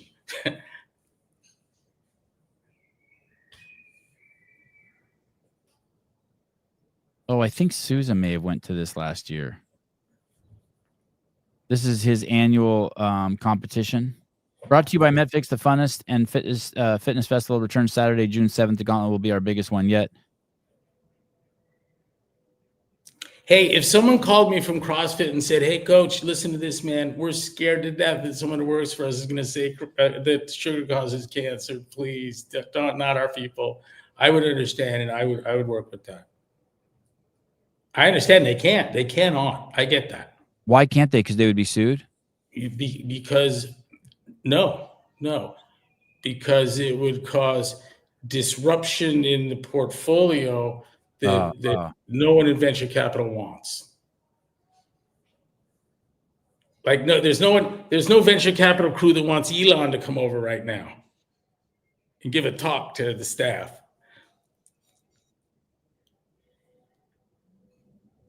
Boy, this rabbit hole I fell down yesterday. Did you know that Sergey, you know the chick Shanahan, the hot Asian lady who was running with RFK?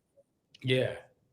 Did you know she was used to be married to Sergey Brin? Yes. Do you know why they divorced?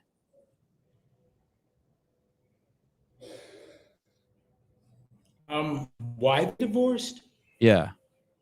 No. Because Elon put the D to her.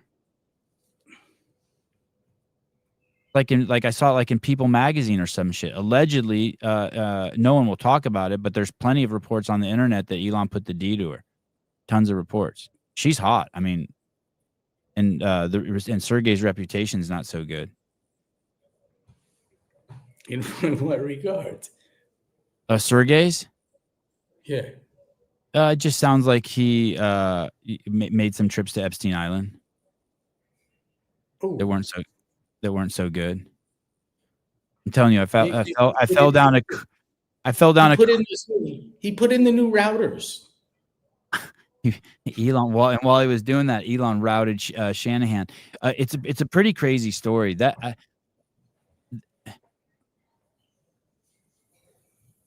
It's pretty crazy. I fell down the rabbit hole of blackmail and about the blackmail operations and watching signal chats and all that shit. And I saw a pretty crazy web of people.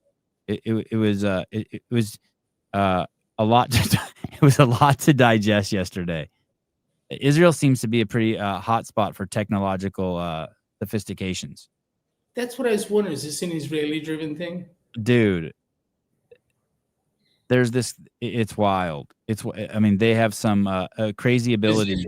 Is Israel through Epstein serving up underage pussy to the rich and famous? It's even crazier than that. Basically, the implication is that they're not. They're not even in the big picture. The richest guys in the world, they're not even blackmailing like people like the P. Diddy's or like the politicians. What they're doing is they're blackmailing the guys who give donations to these people. So you don't even have to. You don't even have to like get blackmail Elizabeth Warren. You don't have to get. You don't need a picture with a dick in Elizabeth Warren's mouth. All you need is blackmail of her largest donor, and then you own her. It's wild, but the ability for them to see everything and anything, and the people who are getting kicked off of YouTube for saying shit that's not even doesn't seem like a big deal to me is wild. Well, with that, I think I need to run. All right, cool. All right, it's almost 6. It's 5:45 p.m. here. We've got to feed everyone. Are there just? Let me just ask you this about the weed. Are there just billows? Like, is it like Santa Cruz? Everywhere you walk, like every 10 minutes, you smell marijuana. More and there's more places to buy it than there are like convenience stores. Wow. All right. Hey, thank you. Thanks, champ. All right, talk to you later. Bye. Bye. Well, that one was fun.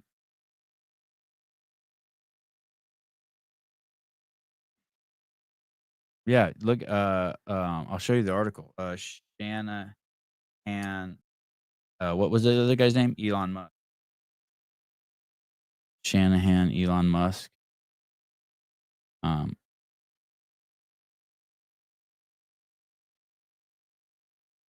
Elon Musk reportedly offered friends and associates the use of his sperm in conceiving children. Oh, that's in the Independent.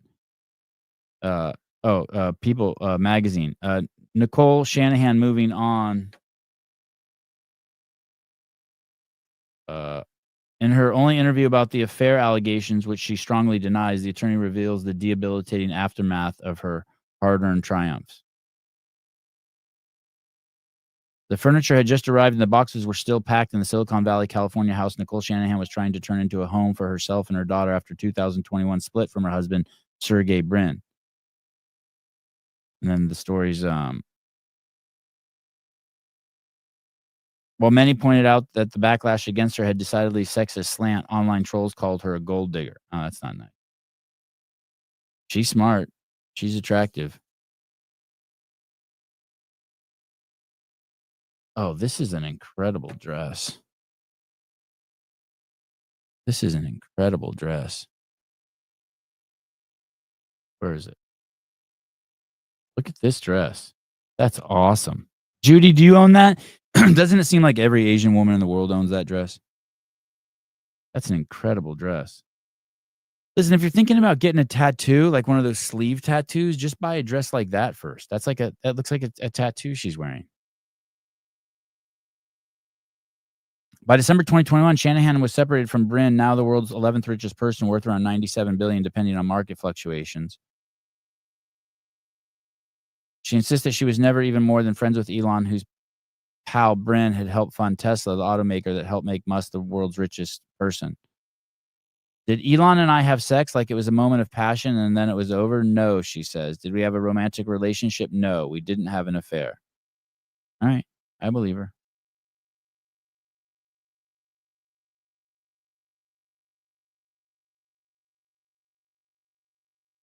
I believe her. Why not? I have a strong sense of who. It remains unclear how her conversations with Musk became a scandal, but Shanahan has a message for the story's unnamed sources. I have a strong sense of who they are and what they are motivated by. She says it would be very easy to be angry and to feel defamed and seek clarity in practical terms. I understand why they did it, but in a deeper spiritual context, I can't understand. I would never do anything like that. Oh, I think it should be, but in a deeper spiritual context, I do I don't get it. Still, she says, I forgive you and I'm moving on. Oh, that's cool. In many ways, I was perfectly trained as a child to get through this chapter of my life. The frenetic weight of mentally ill father and a shell-shocked mother taught me to lean into personal sense of self that has been bullishly cultivated through times of chaos. Bad things happen, injustice happens, but there are always tools for overcoming them. It's a matter of relentless commitment to oneself. I like her. I like it that her story is great. She was full-blown libtard justice warrior, and then she tried to run for vice president of the United States, and she realized how fucked up the Democratic Party was. The whole system was, actually.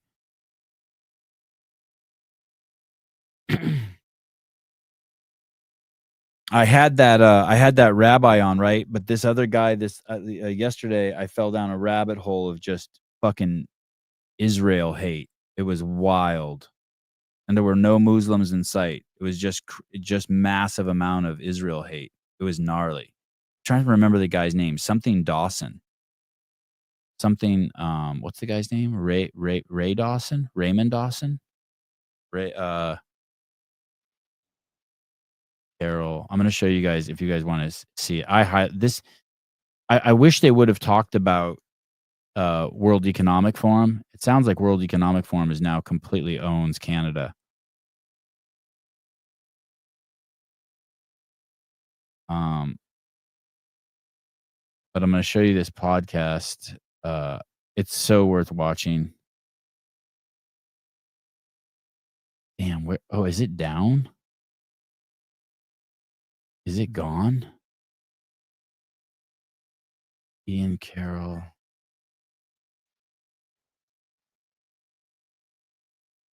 Oh, here it is. This one right here. Type in Ian Carroll Dawson, Epstein deep dive. This guy, Ryan Dawson, that's who it is. Man, he's so anti-war. It's unbelievable. What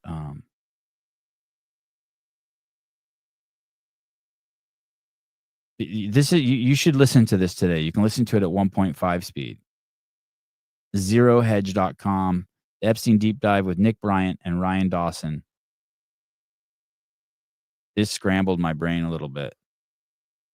Yeah, they downgraded on Trudeau. Canada's fucked. It's a former board member of the World Economic Forum is now their president. Canada is fucked. Sevi likes her because she used to be a liberal. I mean, she's crazy attractive and she's smart as fuck. I like listening to her talk. She's sober. Fucking People magazine? No, it was just People magazine. It wasn't fucking People magazine. Yeah, the rabbi Binyamin. This was like the balanced side of Binyamin. You got to listen to this.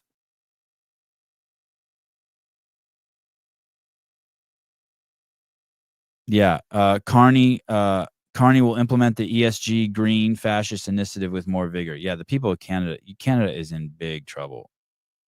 Big trouble. I mean, they're fully captured. It sounds like someone was saying there'll be another election within a year.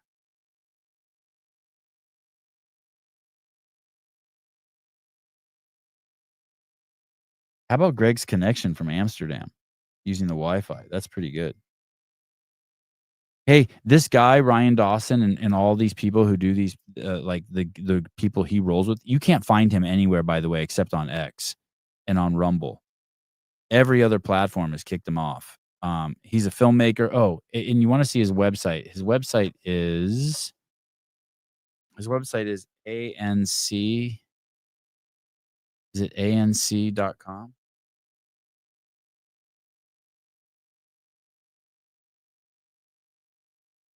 ANC, what is it? No. ANC Dawson. Oh, the ANC report by Ryan Dawson. And it sounds like he's hiding out in South Korea. It sounds like his life has been fucking completely flipped upside down.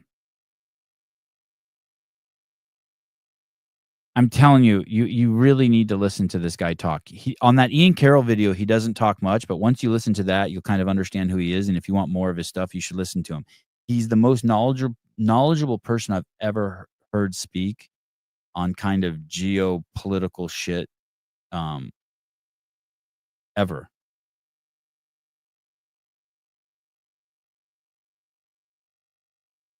Joe, are you joking? What's wrong with DEI? I started chatting with Joe about this the other day. I don't know if I should. I'm getting off the air. I don't know if I should open this up, this can of worms. DEI's made it, Joe, so that it's completely legitimate and something's even wrong with you. If you see any woman, black person, if you see anyone non-white male in a job, it's fair now to question whether they're qualified for that job. Completely fair. Like if you went to the doctor and there was a black doctor, you're in completely the right space to be like, hey, were you able to compete? Did you get this job because you were qualified based on merit? Completely fair. Equity is what they have in jails. Jail is the perfect exploration of equity.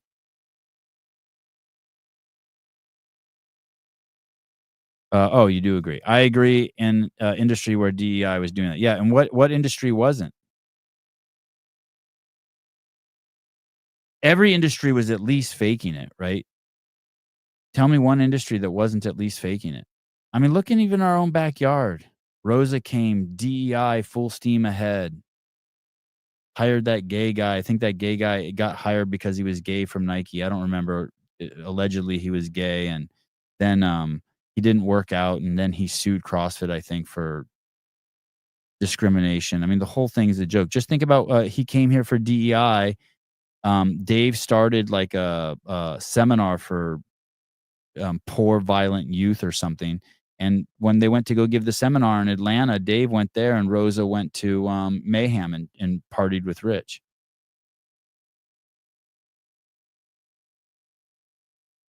DEI was not occurring in Army flight school. I want to believe you, but I don't. And you were in Army flight school 10 years ago.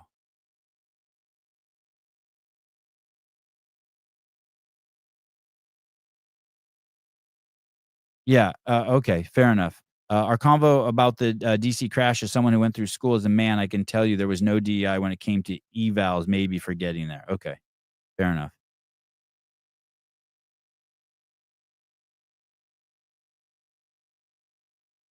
Or have you seen accomplished white woman in her 50s to start over after 30 years in a menial position? It's because she was too expensive to land the job which she's most qualified for.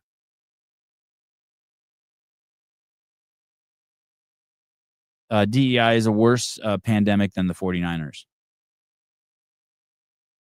These guys that Dawson rolls with, anytime they're on shows, they won't even say the country name Israel. They call it country A. They've been so deplatformed and censored, they don't even use the country's name Israel. It's a trip. I had no idea that there was that kind of censorship going on.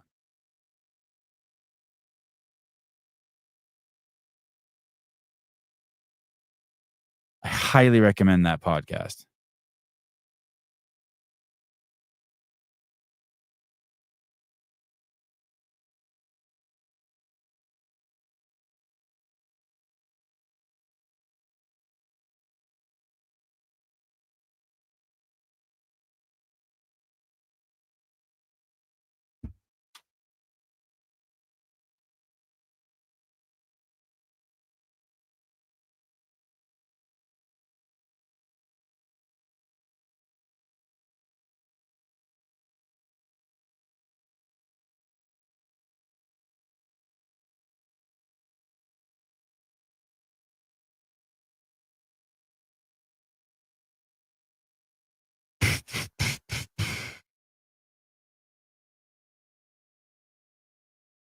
You guys want to do something fun? You guys want to talk about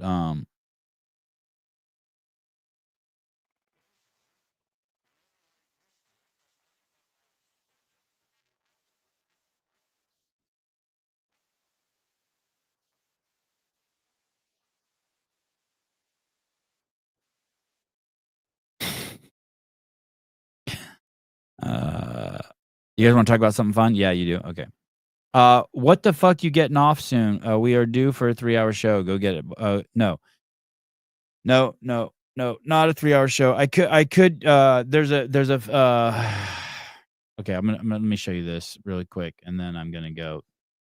And when I say really quick, this is probably 20. I need to text my wife really quick.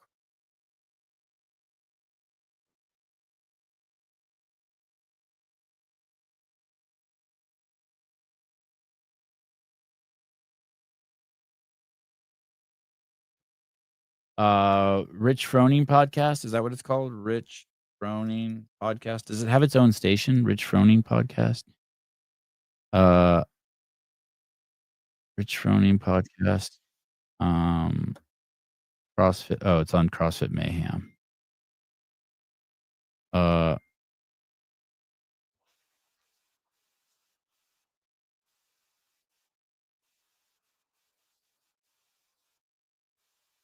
Here's me.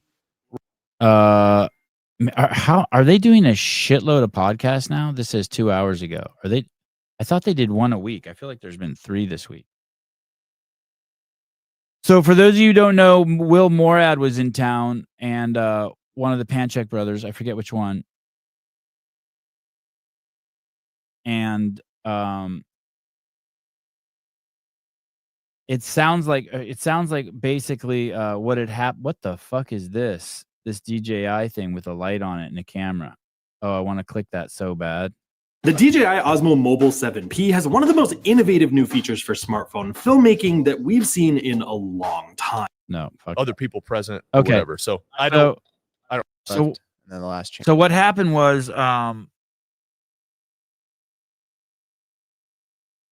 there's an organization called the Big W, and they are organizing these really cool events that give away money, and athletes can sign up and get contracts with them and get paid like just for showing up. I think that's how it works. And all the best athletes in the CrossFit space have signed up for it, and they're all going to do it. And people don't know much about it. And now they're starting an affiliate program, and it sounds like they're in the same. You know, if Metfix is entering the CrossFit space through education, WTF is entering the CrossFit space through competition. But they both seem to have aspirations to expand and be what CrossFit is. Seems to be. Or at least there's an argument there. So the guy running it's this really cool dude named Will Morad, been around forever. Everyone likes him.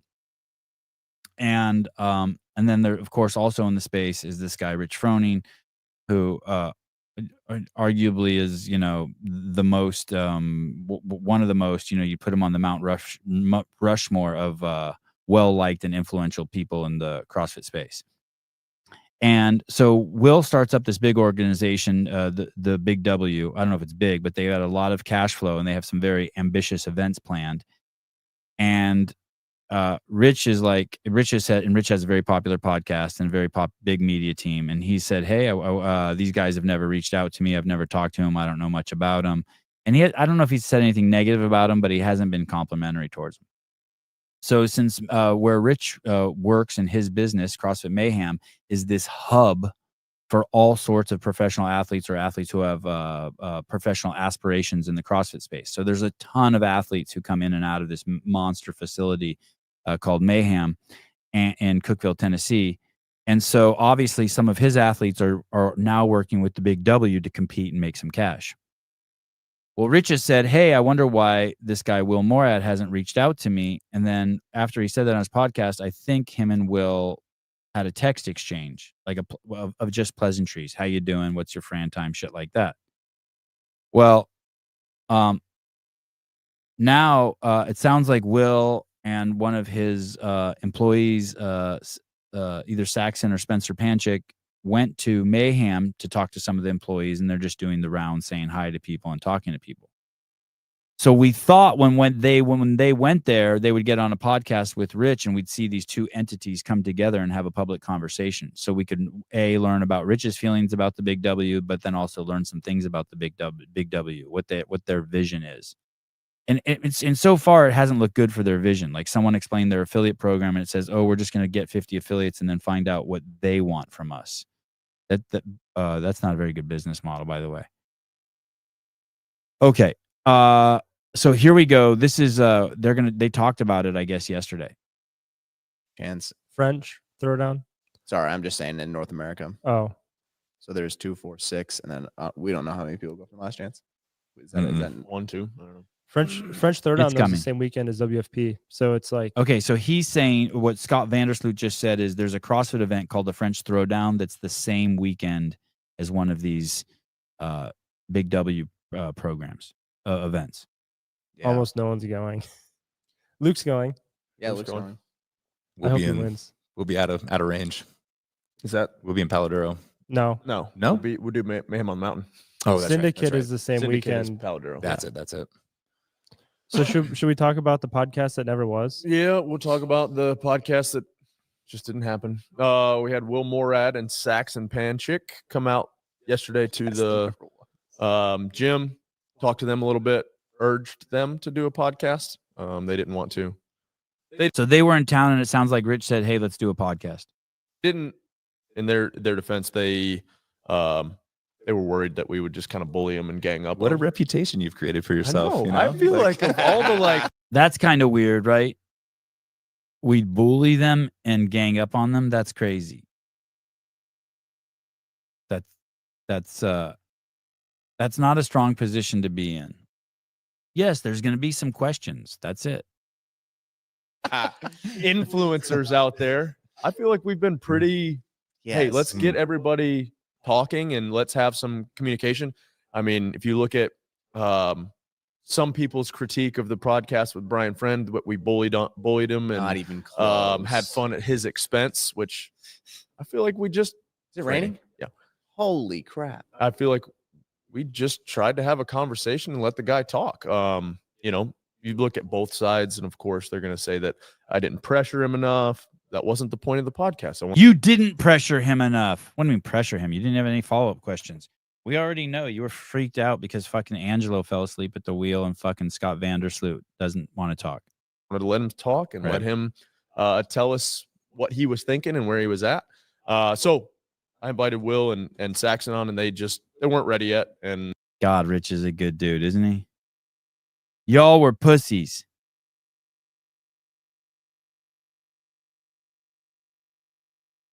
I wonder if Rich eats pussy. A different show. Okay, here we go. it's tough too because as Will is, I think, the director of WFP. I don't know what his or official title is, but he's programming or definitely he's the something. dude. He answers to other people and wanted to have other people present or whatever. So I wish we could have done the podcast because I feel like it was a Conversation was great. It would have been great It here. was me, Rory, Scott, and Jake Lockhart from our crew. Angelo wasn't there? Angelo was not there. Oh man. He wouldn't have said anything anyway. He gets tight-lipped when he gets nervous. He would have been timid. Verklempt. No, I just had anything else to do. And Angelo's been binging on the Sermon of the Mount. What do you want? I'm in the middle of you're calling while Rich is talking. Hello. Yes. Oh, it's you. All right. Yeah, of course you can call. What's up, dude? Hi. Yeah. Did you ever hear of Father Nathaniel? Father Nathaniel. Father Nathaniel? No. Oh yeah, he's great. He has his own show on YouTube. Father Nathaniel. Yeah. Is he a real father? He's a Bible guy? Jesus lover? Yeah, he's in the Oh yes. Orthodox Church, I think.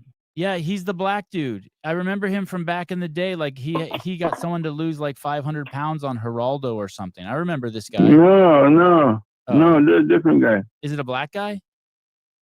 He's a white guy. He's a Jewish guy. Oh, Father And Nathaniel Jew.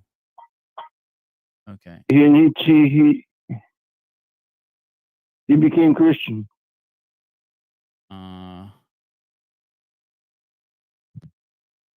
I think he's on BitChute.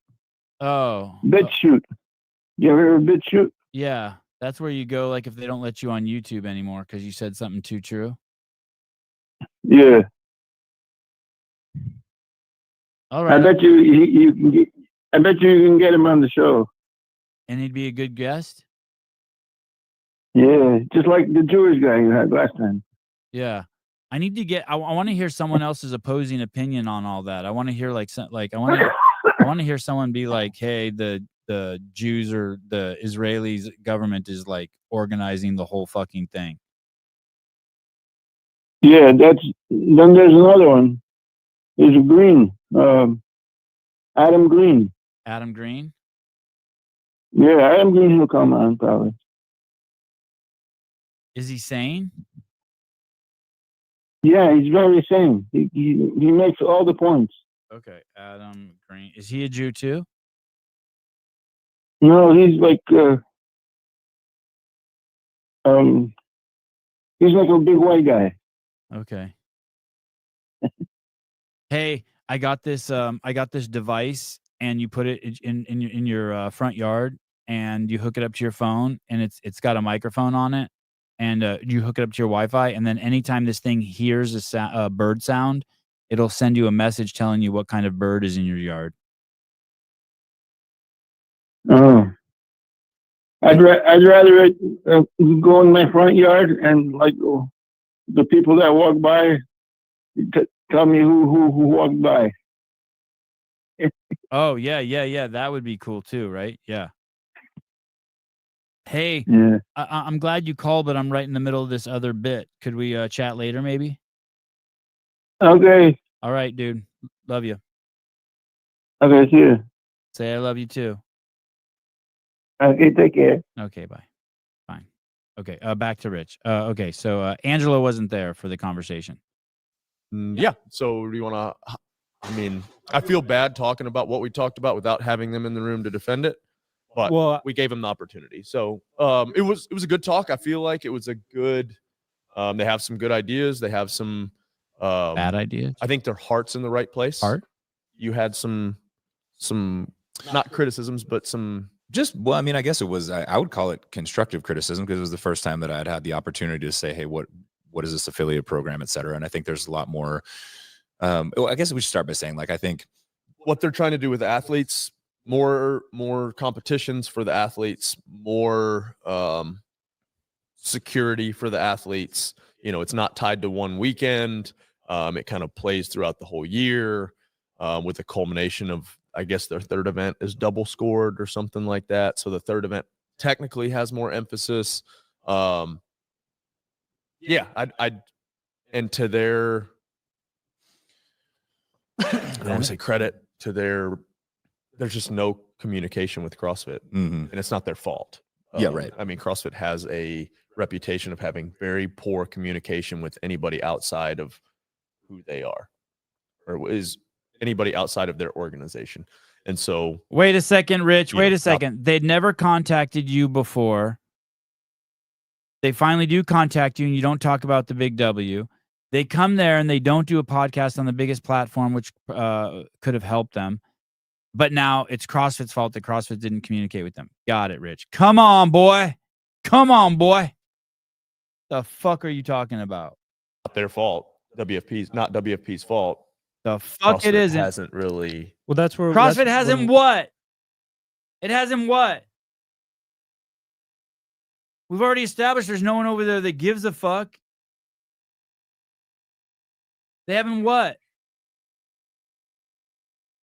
The fuck are you talking about? Yeah, that's basically what we talked about when we pushed them a little bit on the dates lining up so conveniently. Yeah. Yeah, Will said, you know, my first criticism to him, to his face, was that, you know, you guys say that it's not conflicting or you're not going to make people choose, but your dates line up. It's kind of weird. And his answer, 100% true, is CrossFit is really bad at putting out dates and letting us know what the next season's. Bullshit. Listen. They chose the exact same season of CrossFit. I'm not upset at them for that. They can do whatever they want. I really am not. I don't give a shit. But you know the season is from fucking February to, or April to, or March to end of August. And it's just littered with shit the whole time. You know that. You chose that. You chose that part of the fucking, that side of the calendar. What the fuck are you talking about? It's going to look like. So they just they had to put out their dates, right? If they're going to try to do something. Yeah, and good on them. Started in October or something. And so, you know, they put all their stuff Blaming out. CrossFit for that is full victim. And good on them. Maybe they did reach out and said, hey, can we get your dates? From the sports side. But that doesn't make if CrossFit didn't give the dates, then that's not like, that doesn't mean that there's some sort of blame on them. It makes. Hey, Barry, how about you go fuck yourself? You won't call Rich. He won't fucking answer. And why would I call fucking Rich? I'm going to have him on tomorrow. Fuck you. Can we call Laura? No, thank you. I'm not even interested in calling Laura anymore. Sense.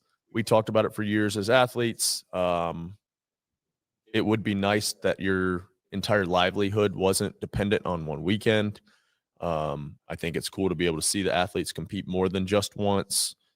Even when it was the regional model, I know people loved the regional model. It's almost not, it's not feasible at this juncture, I guess, but still you were, especially when we were in the Central East, like your whole year, if you were going to make it to the CrossFit Games, dependent on one single weekend. And if you got sick, if you had something else, whatever, and you might not get paid, or you get half your sponsorship money or whatever, that was a lot of stress. And so I think we're in a better climate for the athletes. What we found out is, just like every sport, if you get sick on the day before the Super Bowl, it could fuck you. So now there'll be 5 Super Bowls. How cool of the big W to do that. Okay, cool. All right. So once again, we're cooler than every other sport. We pay the bitches and the dudes the same amount of money. They get the same amount of prestige, even though the chicks have done what chicks always do, ended up fucking just slinging that poo-tang to get views and clicks. But now the big W, their big argument is like, hey, you sick one weekend? Don't worry, we got another one. Great, cool. All right. Cool. By the way, if Rich is just getting cooler and cooler as he gets older. How fun is that? Like, you never know with people. And if you never met Rich Froning Sr., he's cool as shit. And Rich is turning into his dad. I have some thoughts. Oh, Go ahead. tell me, No, Angelo. no, keep going. And so what the I think fuck, Angelo? I have some thoughts. Oh, go ahead. No, keep going. Fucking psychopaths. This should be called the Psychopath Podcast. the root of what they're doing is good. Is For athletes. productive for athletes. For athletes. And before Angelo goes, I think the only way and the best way to fix the season, if both the WFP and and CrossFit as a sport are in the same year or whatever, Say something smart. they have to communicate. Communication. And that goes both ways. No. Dude, Jesus Christ, these fucking guys. This is like people being like, why doesn't the PFAA communicate with CrossFit? Do you know how many fucking people have started drink companies and they're just dying to get a hold of fucking Coca-Cola so Coca-Cola will buy their fucking company? Why doesn't Coke just talk to me? I have this cool drink. It's called Paper Street Coffee. It's the best cold coffee ever. Why won't Coca-Cola talk to me and distribute it all over the world? Why won't Coke talk to me? Because you're fucking nobody. Why can't I get him?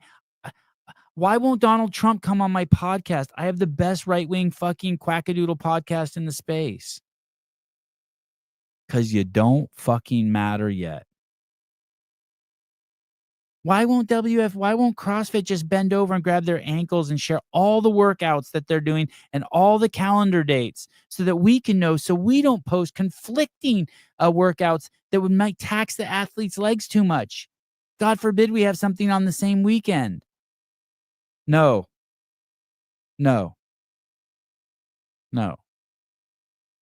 you not Rogan. Yeah, thank you. I'm convinced that HQ paid Sevon off. Let me translate that for you. Standy has the fucking logic of a fly, the logical fucking computational powers of a fucking gnat. The fuck are you talking about? I'm getting paid. I'm just using common fucking sense. Hello, Miss Hull. How are you? Hi, I'm sorry. I cannot listen to this without losing my mind. Yeah. Oh my God. CrossFit released the dates for this season, November 24th. I'm looking at the barbell spin article right now. Shit. November 24th. Jason Ainsley said in his podcast with Counterculture that he didn't even accept the job until December, and that Will said to him, I need dates, man. I need a location. So they didn't even have that info, and the CrossFit season dates were already out. Yeah, take that. Take that. Yeah, all right. That's solid. Good info. Okay, just All right. you know. So not only that, thank you, Miss Hull. Dense updates, saving the Sevon podcast with all of her great eyeballs she's drawing to it. Listen, that's even more damning. Fake news, they didn't have the dates. Keeping it real. Price of Sevon's loyalty, 1 free t-shirt. 1 dollop of fucking mayonnaise on your wife's back. Oh, 1,000%. The thing I have to say isn't about this. So I'm going to change the subject just a little bit. So if you keep going, Take it. I don't have anything else. I just think there is a good model that we could use for, because what you're saying about the regionals is difficult, especially like giving yourself 1 weekend. I like the whatever we're going to call this, the in-person qualifying sanctional model a little bit. Someone poke holes in this maybe. Poke a hole in you. I think a pretty good setup would be like the 3 weeks of the Open. I think 3 weeks of the Open is fine. Then move on to I liked quarterfinals. Move on to quarterfinals a little bit more robust. Jesus. If I want to hear this, would- I'll fucking call JR. The fuck is this?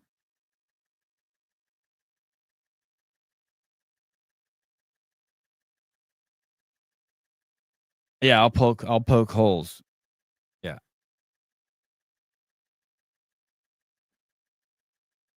Anyway. I'm looking forward to the Big W event. I love pregnant women. I love pregnant women. You know why I like pregnant women? Because they can't get pregnant. And you've heard me talk extensively about the hamburguesa.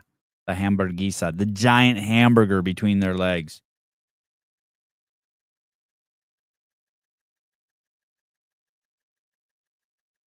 If you don't find pregnant women attractive, not you, Grant, just you, you are fucked up. There's this woman in my sphere and of my daily travels. Oh my God, I got to tell you this. I went to where did I go the other day? I left my circle of travel because I only stay in the same circle. Like I'm always in the same places every day at the same time doing the same shit. I live Groundhog Day, and I left it the other day. I'm trying to think where I went. I went to New Leaf. So it's like a Whole Foods. I went there to get some food for my kids, and while they were doing some activity, and I walked over there and I walked in there, and there are people wearing masks. There are people wearing masks. I had I was like, what the? You say having a hamburger between your legs like it's a good thing. Dude, it's the best. You ever wash a car? You ever wash a car and you put you're done washing the car and you dry it off and you forget the sponge in the bucket with a little bit of water in it? And the next day you reach into the bucket to grab that sponge and you can't even believe what it feels like. It's like the gushy, it's taken on so much juice. That's what a pregnant woman's vagina is like. It's like it's not even like skin, it's just a porous I can't even explain it. Yeah, it's a fucking great thing. Absolutely unbelievable. But anyway, so there's this woman in my sphere, and the other day I saw her, and I never once in a million years saw her as like light and attractive. And I looked at her and I was like, whoa, what the fuck is going on over here? And then my wife told me, oh, that chick's pregnant. I was like, God damn. Crazy. There was the real Matthew said something the other day in the chat. He was talking about making love to your wife or intercourse or some shit like that, or we were talking about it on the show. And he says if the girl you're with doesn't have an orgasm, I forget how he worded it, right off the bat, then you're doing something wrong. Meaning like you got to get one out of the way for the girl, and then you can move forward. Then that's when it really starts. And I was chatting with a buddy about it, and I started thinking, us men, we don't. I met this guy one time. I know this guy. He didn't tell me this, but I knew this girl who was with him. And she told me that she had sex with him like a dozen times, and every time he fucked her for over 2 hours. Yeah, I agree. Matthew's totally right. Yeah. He's 100% right. That's just wisdom. That's just, I wish I would have thought of that.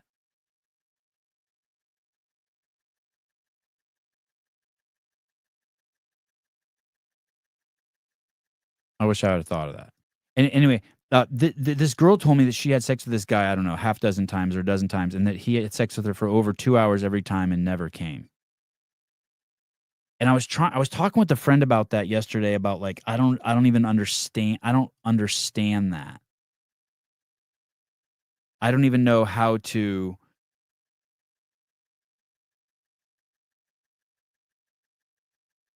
It's like, it would be like, hey, just jump and you'll fly. Like, I don't even. You think he's gay? I don't think he's gay. Nope. I don't think it has anything to do with that. Listen, if dudes could fuck a cantaloupe and come, like it doesn't even matter. Like, what do you mean? I don't think gay guys have any problem ejaculating in women. I don't think that matters. He didn't come. No, he didn't come. He didn't ejaculate. She said it was horrible every time. She says the first 5 minutes were great, and then after that, it's like, for fucking crying out loud, dude.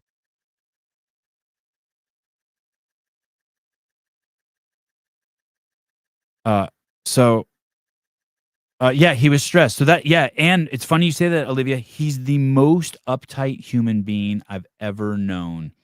He was a guy, I hung out with him, 7 days a week, all the fucking time for several years, and I probably heard him say 100 words.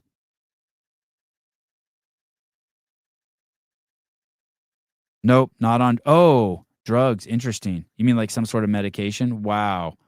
This guy was so uptight. He wore thick Coke bottle glasses. He was so fucking wound tight.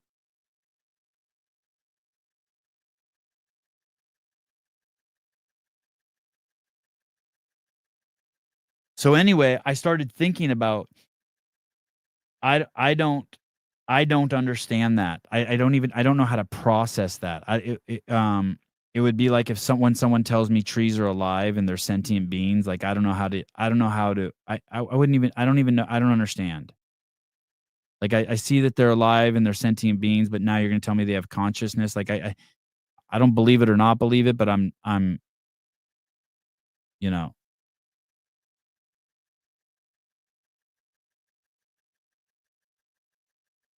So I started thinking about women.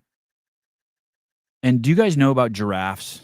About how if a giraffe goes to a watering hole to drink water, it has to like look around everywhere before its head is 23 feet high in the air, and it has to lower its head to the ground to drink water. And in that moment, it is so vulnerable. It has to lower its head from 23 feet up all the way to the ground. And so it's terrified. It's so vulnerable. I mean, it's the ultimate face down, ass up. Yeah, they basically, thank you. Pedro, they basically do the splits to drink. Absolutely insane, right? The vulnerability it has to have in order to make that commitment to lower its head. You probably need like 3 other giraffes to keep a lookout up for you. You know what I mean? Because when you're in that position, you're like, anything can get you. And that's what I started thinking. That's what it must be like. I think that's what it's like to be a woman to have an orgasm. I think it's like that was the best metaphor I could come up with. I don't even know if that's true, but that's just my understanding of it. Because for a guy, you don't need any vulnerability. It's like getting toothpaste out of it's as simple as getting toothpaste out of the tube. But for fucking women, I think it's like a giraffe drinking water. Like, you're like, am I really going to do this?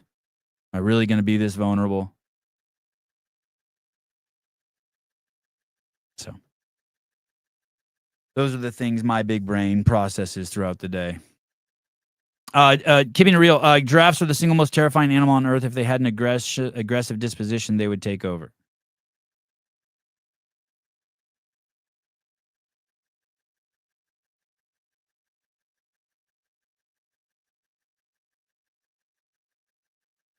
Oh, Janelle says, no, you just need a vibrator. Oh, good. Great job. Thanks for fucking up my story. All right. Fine. All right, guys. I will talk to you guys soon. What is today? Wednesday? Thursday? Wednesday? Thursday? Wednesday? Do I have a guest tomorrow? This always stresses me out. Part of me loves having a guest and part of me hates it. No guest. Today's a big day. The bonded router shows up today. Friday, guest? Oh, Emily Stanwyck shows up from Birth Fit on Friday. That's going to be fun. Kill Taylor's $1,500 this week. Oh, I said Rich? Okay, I'll text Rich. The thing is Rich can't do 7 a.m. Pacific Standard Time. I have to move the show to 11.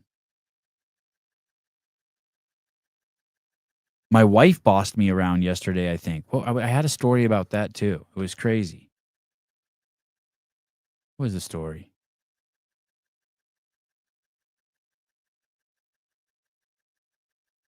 Can't remember if I made that up in my head. Maybe I wrote it in my show notes. Hold on, give me 1 second. Maybe I'll start tomorrow's show with the time Haley bossed me around.